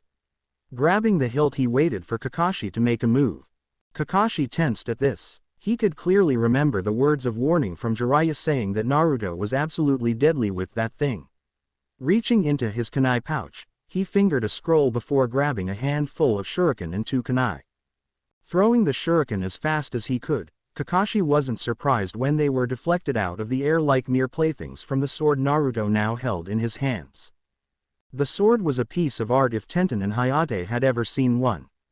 The thing was flawless in style and design, and if they were to guess, it would be perfectly balanced. It was a katana that was just slightly longer than a normal one, with a shining silver blade with a tint of blue mixed into the edge. Kakashi may not have been surprised that they were deflected, but he was surprised when the shuriken came hurtling back at him even faster than he threw them. Quickly dodging 2 of them and deflecting the other 3 into the tree lines while he threw up both of his kunai in a blocking move when Naruto appeared in front of him with a vertical slash aim to kill. Seeing his initial strike blocked, Naruto pulled back and swung wide at his midsection only for that to be blocked and pushed to the side. Going with the push, Naruto twisted his body around as fast as he could and sent another midsection strike, but this time from the other side. Kakashi wasn't expecting the next strike to be so fast after the first one and hastily pushed up a defense only for him to be rocketed sideways by the sheer power and strength put into the strike. Tumbling 3 times before he managed to right himself, he quickly jumped to the side to avoid the incoming bullets of rock coming at him from Naruto, dragging his sword through the ground and launching them at him with a vertical upward swing. Seeing his rock barrage dodged, Naruto sprinted forward with a thrust that was dodged and had to block a stab with the lower part of his blade. Letting the kunai slide over his blade until it reached the middle, he pushed back, throwing one of Kakashi's arms up while he brought the other down to prepare for his next strike of the sword. Not disappointing him, Naruto jumped forward, pushing his entire body weight into his sword. Kakashi managed to block it but buckled under the pressure he was under. Pushing chakra into his arm muscles, he gave an almighty push and threw Naruto straight up. Naruto took this in stride and twisted his body into a ball while extending his sword down to Kakashi's shoulders, effectively slicing his Junin jacket neck guard in half and leaving a small cut in his skin. Wincing in pain at the sharp blade, he looked up only to see Naruto land on the underpart of a tree branch with his legs bent. Pushing off the tree with as much force as he could muster, Naruto rocketed down to the ground with his blade ready only for Kakashi to leap away and leave him to crash into the ground, causing it to shake violently from the impact. Kakashi could only gap at the power and skill Naruto had with a sword. He wasn't the only one though. Both Tenten and Hayate thought of themselves as great swordsmen, but they were realizing that their skills with the blade were very inadequate when compared with Naruto's. When the dust cleared from the impact zone, the people watching stared open-mouthed at the crater caused and the fissure in the ground. The crater was 5 feet wide and a foot deep, with Naruto calmly standing in the middle of it. His sword was facing the ground with the point centimeters from where the fissure started. The fissure itself was a hair big where it started at Naruto's blade, but expanded 10 feet out and grew to be a foot wide and about 6 feet deep. Tightening his grip on the hilt of his sword, Naruto brought the sword horizontal to his body with his arm outstretched like he was handing the sword to someone. When he lifted his left arm, the others could see small sparks of electricity forming in his hand. He slowly extended 2 of his digits out, the pointer and middle finger, and placed them on the metal closest to the hilt. Slowly running his fingers across the blade, Naruto watched as the blade took on a slight blue hue to it and vibrated comfortably in his hand as if the blade itself missed the contact of the electricity now flowing through it. Bringing his hand down, Naruto looked Kakashi over to see him watching the blade with caution while backing away slightly before his back was to a tree. Turning the sword so its point was facing Kakashi, he slid into the hummingbird stance, but this time it was reversed with his right arm in the back and the left arm forward. His left hand had the tip of the sword resting on his thumb, ready to be used at any moment with the bladed side pointed towards the sky. With no warning whatsoever, Naruto blasted forward. There was no other way to describe it, as 1 second Naruto was crouching in his clan's style and the next there was a dust cloud behind him. Throughout the clearing everyone heard a loud cling and an enormously loud groaning of a tree before they saw Kakashi roll away from the tree that he had been standing in front of and then saw half of a tree fall behind him and the other half fall the other way. The only ones that could actually follow Naruto's movements when he shot forward were Tsunade, Jiraiya, and Kakashi because of his Sharingan eye. The others were shocked to see that it was actually Naruto that caused the tree to be split from the point of his sword impacting and going through the tree to split all the way to the top. They didn't get to admire it for long though, seeing as Naruto made some one-handed seals under his cloak. Turning in Kakashi's direction he stepped forward and seemed to blur to where Kakashi was standing, leaving after images in his wake from his sword's glow of electricity showing him raising it above him and bringing it down. Kakashi was working overtime trying to keep up with Naruto's speed and technique with a sword. The weird thing was that the lightning was interfering with his Sharingan eye ability to predict his opponent's movements. It was still working, but it was sending off electricity that was leaving a trail itself, making it hard to distinguish between where it would be and where it was at the moment in time. But luckily for him he was able to keep up with him, otherwise he would have been dead by now and that Shunshin high-speed movement would have gotten him. But luckily he was able to block in time but had to immediately lower one of his kunai to his chest to block the next swing. Blocking his 12th sword slash, Kakashi jumped backward. When he sailed backwards he noticed Naruto wasn't following him, but counted himself lucky. That is until he landed and brought up his kunai in a defense position and noticed something that is almost impossible happen. Both of his kunai were cracked in several places and missing chunks of metal on the edges. He gaped at them in shock because kunai were made to be the hardest metal possible. To crack them wasn't unheard of, but to do it from sword slashes was unreal. Focusing past his kunai to the person responsible, he saw him standing calmly waiting for him to make a move. Shaking his head he dropped the now useless kunai and slipped his hand into his kunai pouch, taking a scroll out and swiping some blood on the thing while it unrolled. In a puff of smoke a Kodachi appeared, his old Anbu short sword to be more precise. Taking a hold of the weapon before it fell to the ground he got into a defensive position. Seeing his opponent with a proper weapon again, Naruto shot forward, but this time at high Junin level speed. Blow after blow was exchanged while the rest in the tree lines watched on in fascination at the deadly battle. The old genin could only watch on in shock at Naruto's display of power and a little bit of intimidation at his ruthless fighting style. They didn't know it, but the Junin were thinking along the same lines as them. Jiraiya and Tsunade were watching the exchange of blows with interest and calculating eyes. They both had no idea that Naruto had improved this much over the 2.5 years, and to say they were proud would be an understatement. The only bad thing was his way of thinking when it came to his now dead family. It reminded them a lot of Sasuke wanting to kill Itachi way too much for their liking. Twisting his sword after a parry, Naruto brought his blade under that of Kakashi's shorter one and thrust forward. Him using a short sword was one of the smartest things he could do, as it allowed him to maneuver the blade quicker so he could block Naruto's lightning-fast attacks. That all stopped though when Naruto got under his guard and thrust forward. He had no option but to go backwards, and that left his sword arm to be completely open to attack. Instead of losing his arm, he let the weapon drop to the ground only for it to be hit with Naruto's sword as it was dropping and go twirling in the air, embedding itself up to the hilt in a tree. Jumping back without a weapon, he knew he was almost out of options to turn this thing around. He could see sweat on Naruto's forehead and he was panting slightly, but he himself was in far worse condition. Ever since Naruto drew that sword of his, he's been on the defensive 90% of the time.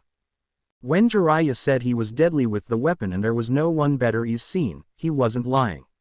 He had his doubts as mastering the sword is rather hard, but Naruto more than proved he was capable of using one with deadly efficiency and accuracy.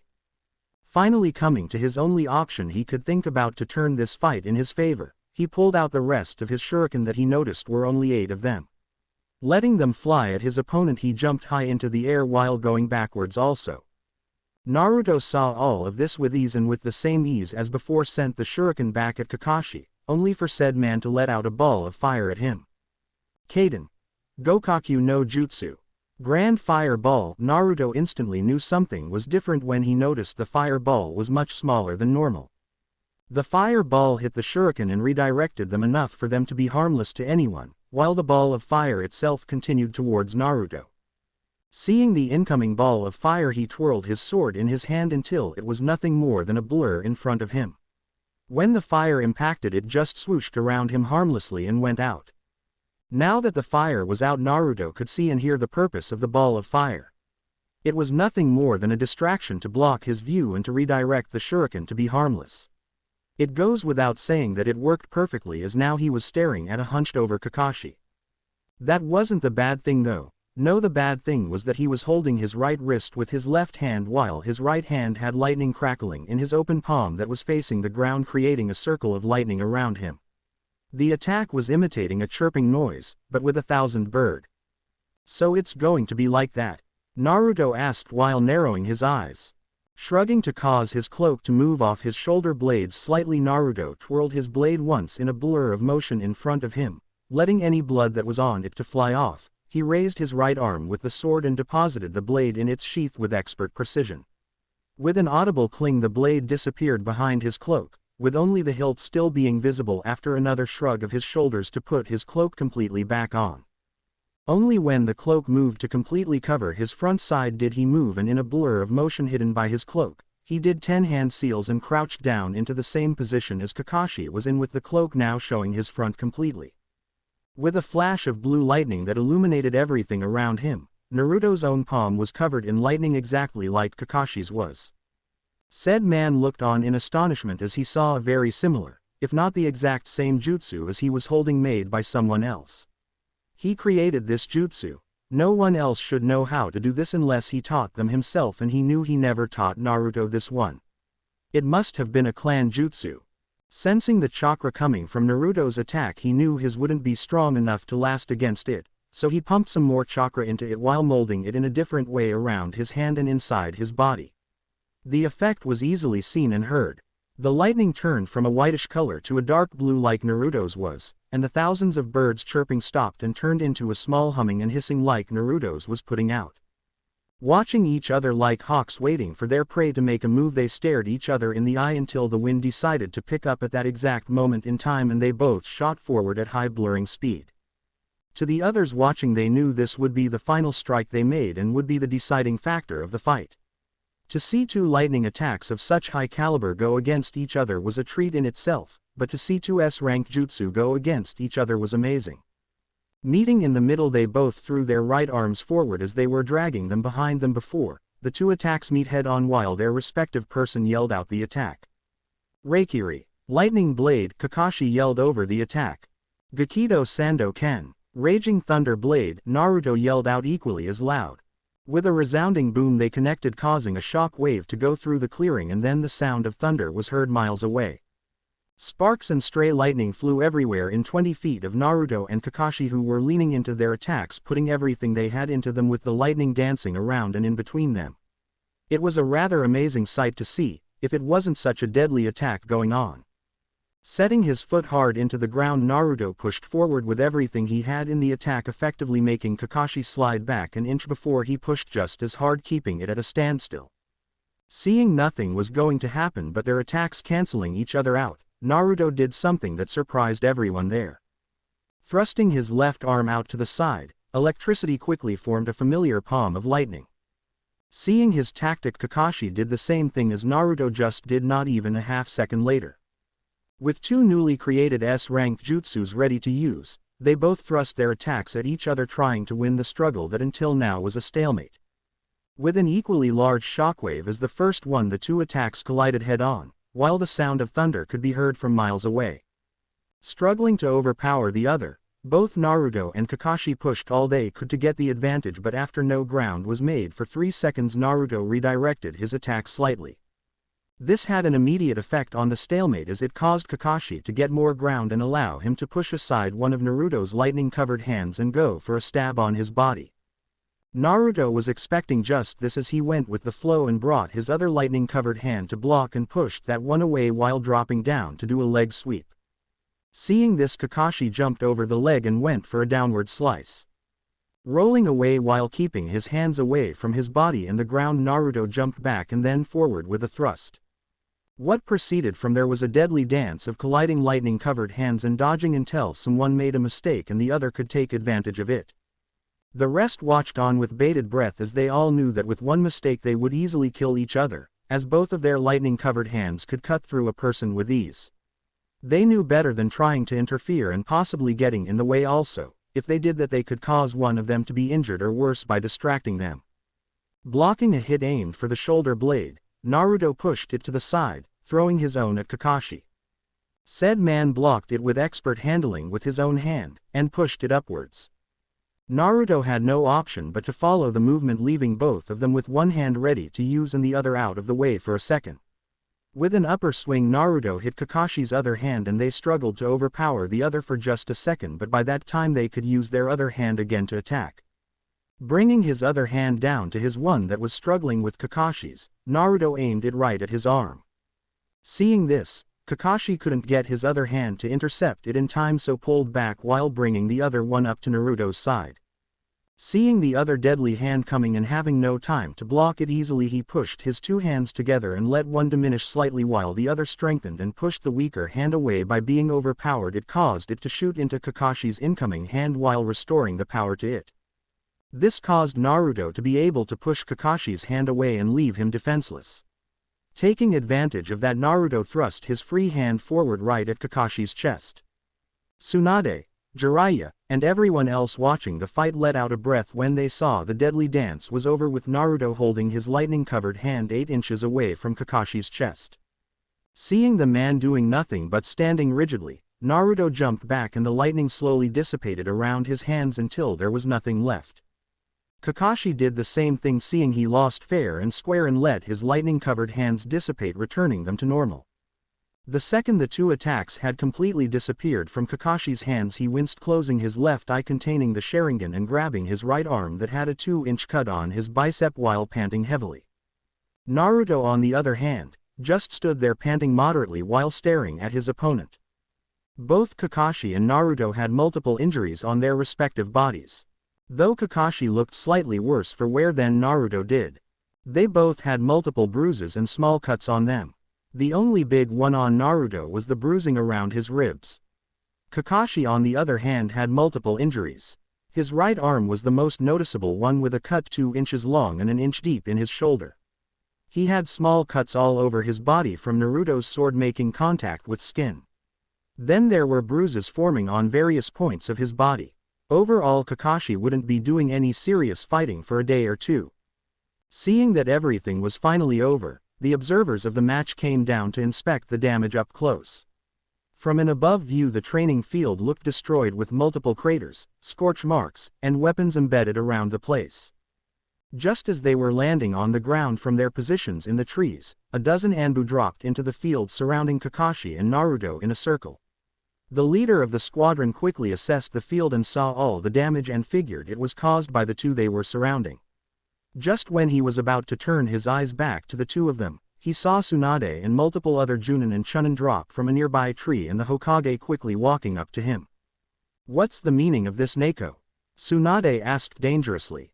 Said Anbu captain was smart enough to know when their Hokage was angry and quickly explained before she got the wrong impression.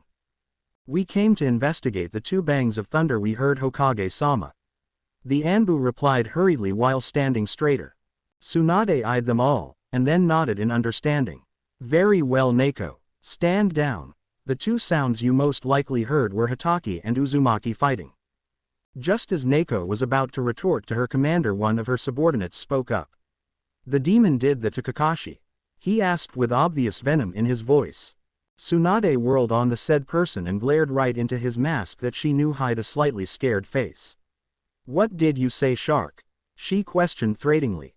The said Anbu with the code name Shark turned his head away from her and looked at Naruto that was standing to the side with his hands crossed over his chest, watching calmly while the rest of the Anbu still surrounding him and Kakashi. "The Kyuubi brat attacked Kakashi, Tsunade-sama," he stated more as a fact than a question while looking directly at Naruto's emotionless face. Tsunade bristled at what she heard. The other Junin in the area could easily see her getting ready to send this newbie Anbu on a one-way trip to the hospital, while the former genin watched on in slight confusion on why he was calling Naruto all these things. Just as Tsunade was about to yell at the fool, her eyes widened with everyone else's in the clearing at what they just saw. Not even 2 seconds before, just after the Anbu code-named shark finished talking, Naruto disappeared from his spot with a burst of speed and reappeared behind the startled Anbu who insulted him while simultaneously removing his sword from its hilt on his back and brought it about in a horizontal swing. A second later he flicked his wrist cleaning the blood off the sword to give it a clean silver shine and resheathed his sword in one swift fluent movement. The only ones to even catch the movement were those of Junin level or above. The rest just saw Naruto appear behind the Anbu re-sheathing his sword as the body in front of him slowly tilted forward. When the body hit the ground, the head rolled silently away as if it was never even attached to begin with. Everyone tensed but one command from their Hokage to stand down stopped them in their tracks. "Neko, take your squad and leave. There's no reason for you to be here," Tsunade stated calmly after seeing Naruto just behead someone. "And the dead body Mame?" she asked gesturing to her former comrade. Tsunade looked at the dead man coldly. "Take his body to the infirmary and inform his family of his death. He broke the law and paid the price. Go." "Hi Hokage-sama." With that the Anbu in the area disappeared in moments. Once they were all gone, Tsunade turned to Naruto and looked at him with a blank face. Seeing her expression and knowing what she wanted he explained himself. "Like you said Hokage-sama, he broke the law and I was just fulfilling the punishment for said crime," he stated in a monotone voice while his face was emotionless and blank. "Wait just a second, you just killed a guy right in front of us, one of our own Konoha ninja, and you say it's okay? What the hell kind of law is that?" Kiba yelled out looking for answers but only receiving silence in return. The other former genin were wondering the same thing. Just when he was about to demand answers Naruto spoke up. "If you don't know the law in Izuka, then it is none of your concern." He spoke without even looking at him but staring down Tsunade. Neither of them seemed like they would back down anytime soon. "What the hell does that mean, dope?" he yelled angrily. "Enough Kiba, even though Naruto should have left that for me to handle, he is right, what he did was well within his rights to do." Seeing Kiba about to protest again she spoke up again stopping him. "He's also right about the fact if you don't know the law, then there's no reason for you to concern yourself with it. It's an S-class secret and it will stay that way until I or Naruto says otherwise." "What do you?" Kiba's question was cut off by Shino grabbing his shoulder and shaking his head in the negative to indicate to drop it, grumbling he did so. "Well," Tsunade said quietly bringing everyone's attention back to her. "Now that the fight's over and it's just us again, we should probably get you two healed," she stated looking at both Naruto and Kakashi and then turning to her apprentice that's been surprisingly quiet the whole time. "Sakura, you go look after Naruto's injuries and I'll take care of Kakashi, okay?" she asked her apprentice giving her a look that clearly said not to argue. Seeing the look she nodded. "Hi Tsunade Shisho, master." With that parting word she slowly walked over to Naruto and stopped in front of him. He only continued to stare her down as she approached slowly, and saw the look she was giving him as if she was scared of him. She noticed right away that she was way shorter than he was. That was definitely different for her, as she used to have to look down at him but now she had to look up a good 5 inches to make eye contact. Slowly going through hand seals, Sakura held her hands up a few seconds later and a soft green glow encompassed them with a soft humming sound. Seeing her healing chakra was working perfectly well, she brought her hands to Naruto's ribs but was stopped short by a hand grabbing her wrists. She looked up into his face to see him looking down at her with a blank face. That look sent a shiver down her spine and she gave him a questioning look. "I'm just going to heal your bruised ribs Naruto," she stated quietly. Naruto just continued to look at her with that blank face. By that time they had attracted everyone's attention to themselves and Sakura was starting to get nervous and it showed by the sweat sliding down her face. Finally Naruto pushed her glowing green hands down away from his body and let go of her wrists. "I'll be fine Haruno," he stated in a monotone and turned on the spot and walked silently over to a different area well aware that everyone was following his every move and action. Ignoring them he leaned against a tree and closed his eyes shutting out everything around him, or so it seemed to the others. Jiraiya watched on sadly as did Tsunade now that she knew why he acted the way he did. The night before, Jiraiya told her that Akara used to heal his wounds when he got hurt. She was by no means as good as Sakura herself, but she knew the basics about medical chakra and how to heal. Shaking her head sadly, she turned back to see Kakashi frowning and looking at Naruto in wonder while she healed him up. She knew that even without getting healed by Sakura, that Naruto would be as good as new in a few hours, if not a day at most. 10 minutes later she was done with healing Kakashi and turned her attention to the others around her. Jiraiya was leaning beside Naruto a few feet away from him. The Junin were talking with each other in a small group with Neji left out. He was with the other former genin talking with them. They seemed frustrated and she caught tidbits of their conversation to know that they had tried to talk to Naruto, but he would only give short answers and nothing more. And when they asked something he didn't want to talk about, he downright ignored them. By the looks of things only Neji, Shino, and Lee were able to get him to answer some questions, and even those were short and to the point, but after a while he just stopped answering. She frowned seeing him acting like this, but she knew there was very little she could do to help him get over what has happened in his short life. She was just happy he wasn't worse than he is, though. With all the crap that's gone wrong in his life, I'm surprised he's still sane, let alone somewhat normal. She thought sadly while looking at him with a faraway look. Shaking her head, she came back to the present and saw that everyone was in their own conversations. She noticed that Kakashi was standing over by the other Junin, still looking at Naruto with a calculating eye every now and then. Looking at Naruto, she slowly brought her thoughts fully to the present and approached him. When she started moving, she absently noticed everyone in the clearing following her moves like they did Naruto's earlier, but just like him, she ignored them all. Standing in front of him, she cleared her throat, causing Naruto to open his eyes and lock eyes with her before pushing off the tree and standing 5 feet in front of her at attention. "Hi Hokage-sama," he asked in that annoyingly so monotone voice he's developed. "Hayate, Hitaki, come here," Tsunade commanded, not breaking the eye contact she had with Naruto. Said gentlemen were at her side in moments awaiting her orders. "As you know, I came up with this test to assess Uzumaki ration Naruto on his skill level and what rank he should be bestowed. After fighting and seeing his skills in battle, what is your opinion on him?" Here she turned her head to Kakashi.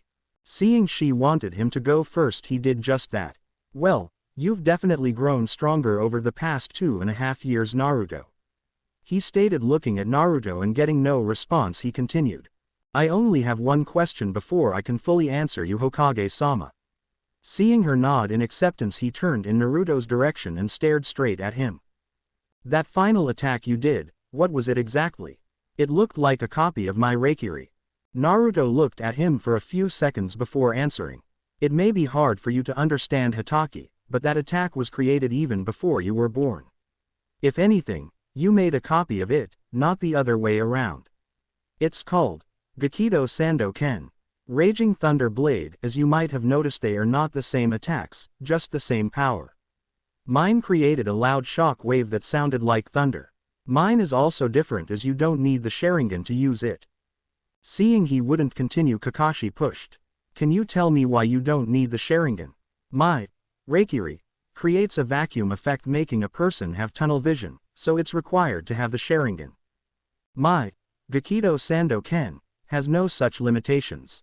The way the electricity flows and is formed allows me to use it as I see fit, without affecting any of my abilities," Naruto told him matter-of-factly. Narrowing his eyes, he nodded in understanding.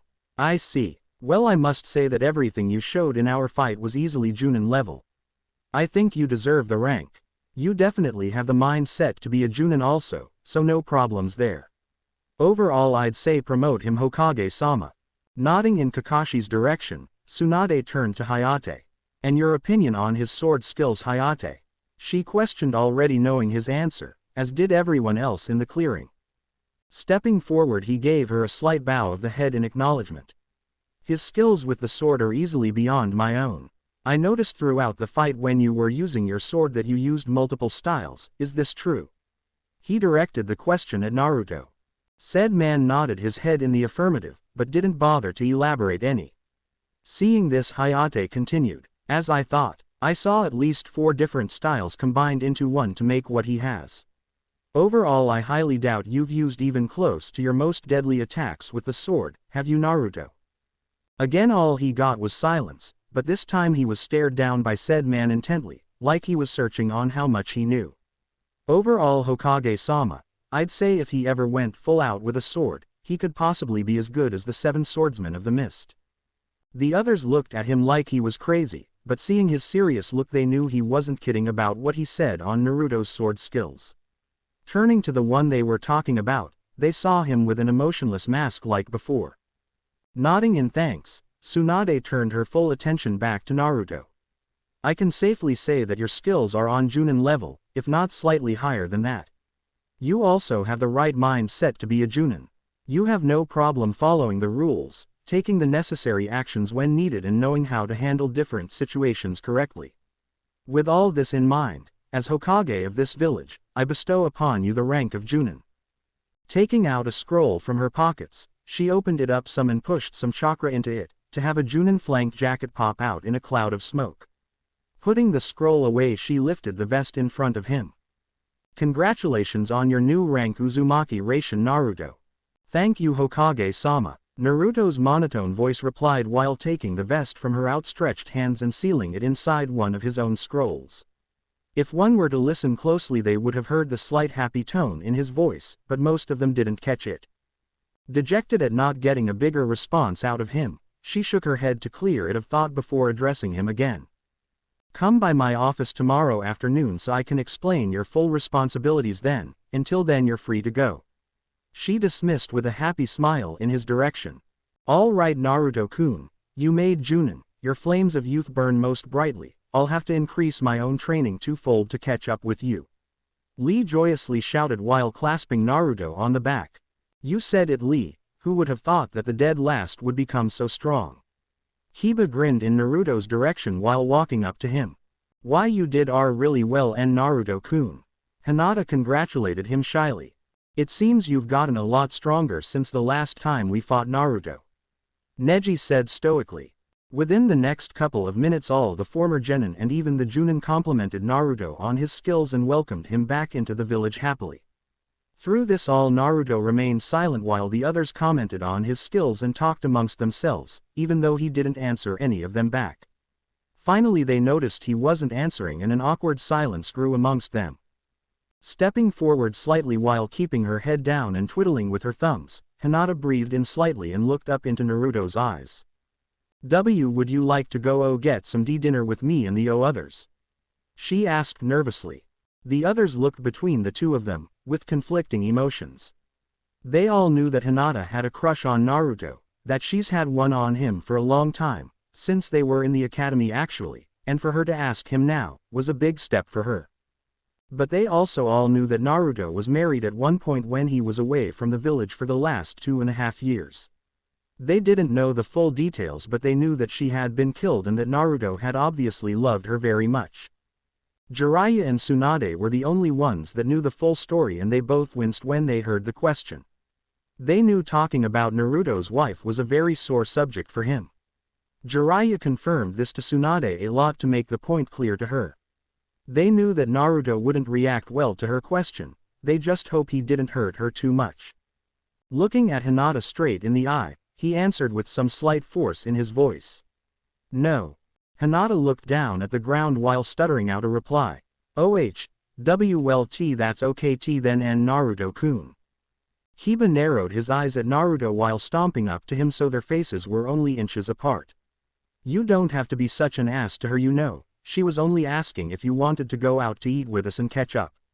Kiba practically growled out in Naruto's face. Why you don't have to defend me, Kiba? Hinata mumbled out shyly. Naruto just stared straight into Kiba's eyes, not the least bit intimidated by his aggression. That's not why I said no, Inuzuka. Kiba growled at the use of his last name. Oh, then do tell, and why don't you use my first name, Naruto? Naruto calmly took a few steps back to get some distance between them and responded in kind. I don't use your first name because I don't want to. As for the reason I said no to Hinata's question is simple. I have no interest in spending time with her whatsoever. He stated with a monotone voice devoid of emotions.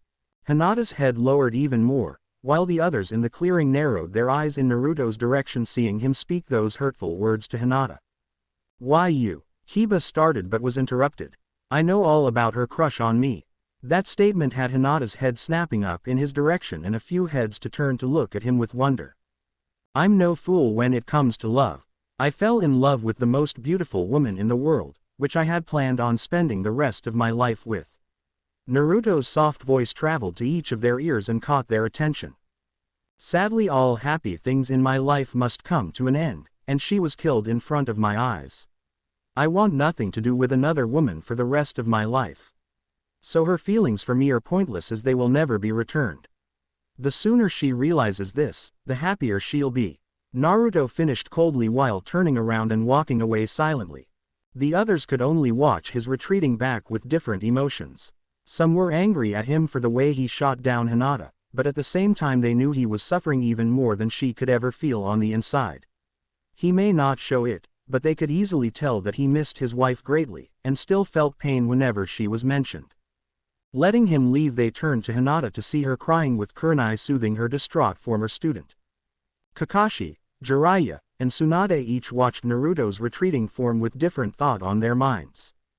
They couldn't imagine going through all he's gone through and still be sane after it all. They each caught what Naruto said, sadly all happy things in my life must come to an end. To know that after everything he has gone through, all of that, and probably even more than they knew about, all he's ever wanted deep down was a family to love. And when he finally gets it, it's torn away from him. They just couldn't imagine how that felt and how much that must have hurt him. Sadly watching his form completely disappear, they turned to the others around them to see them retreating back to the village, each going their separate ways. Nodding to the others, they too went back to Konoha, all having similar thought that surrounded the new Naruto. The end. Now we will see you in the next video.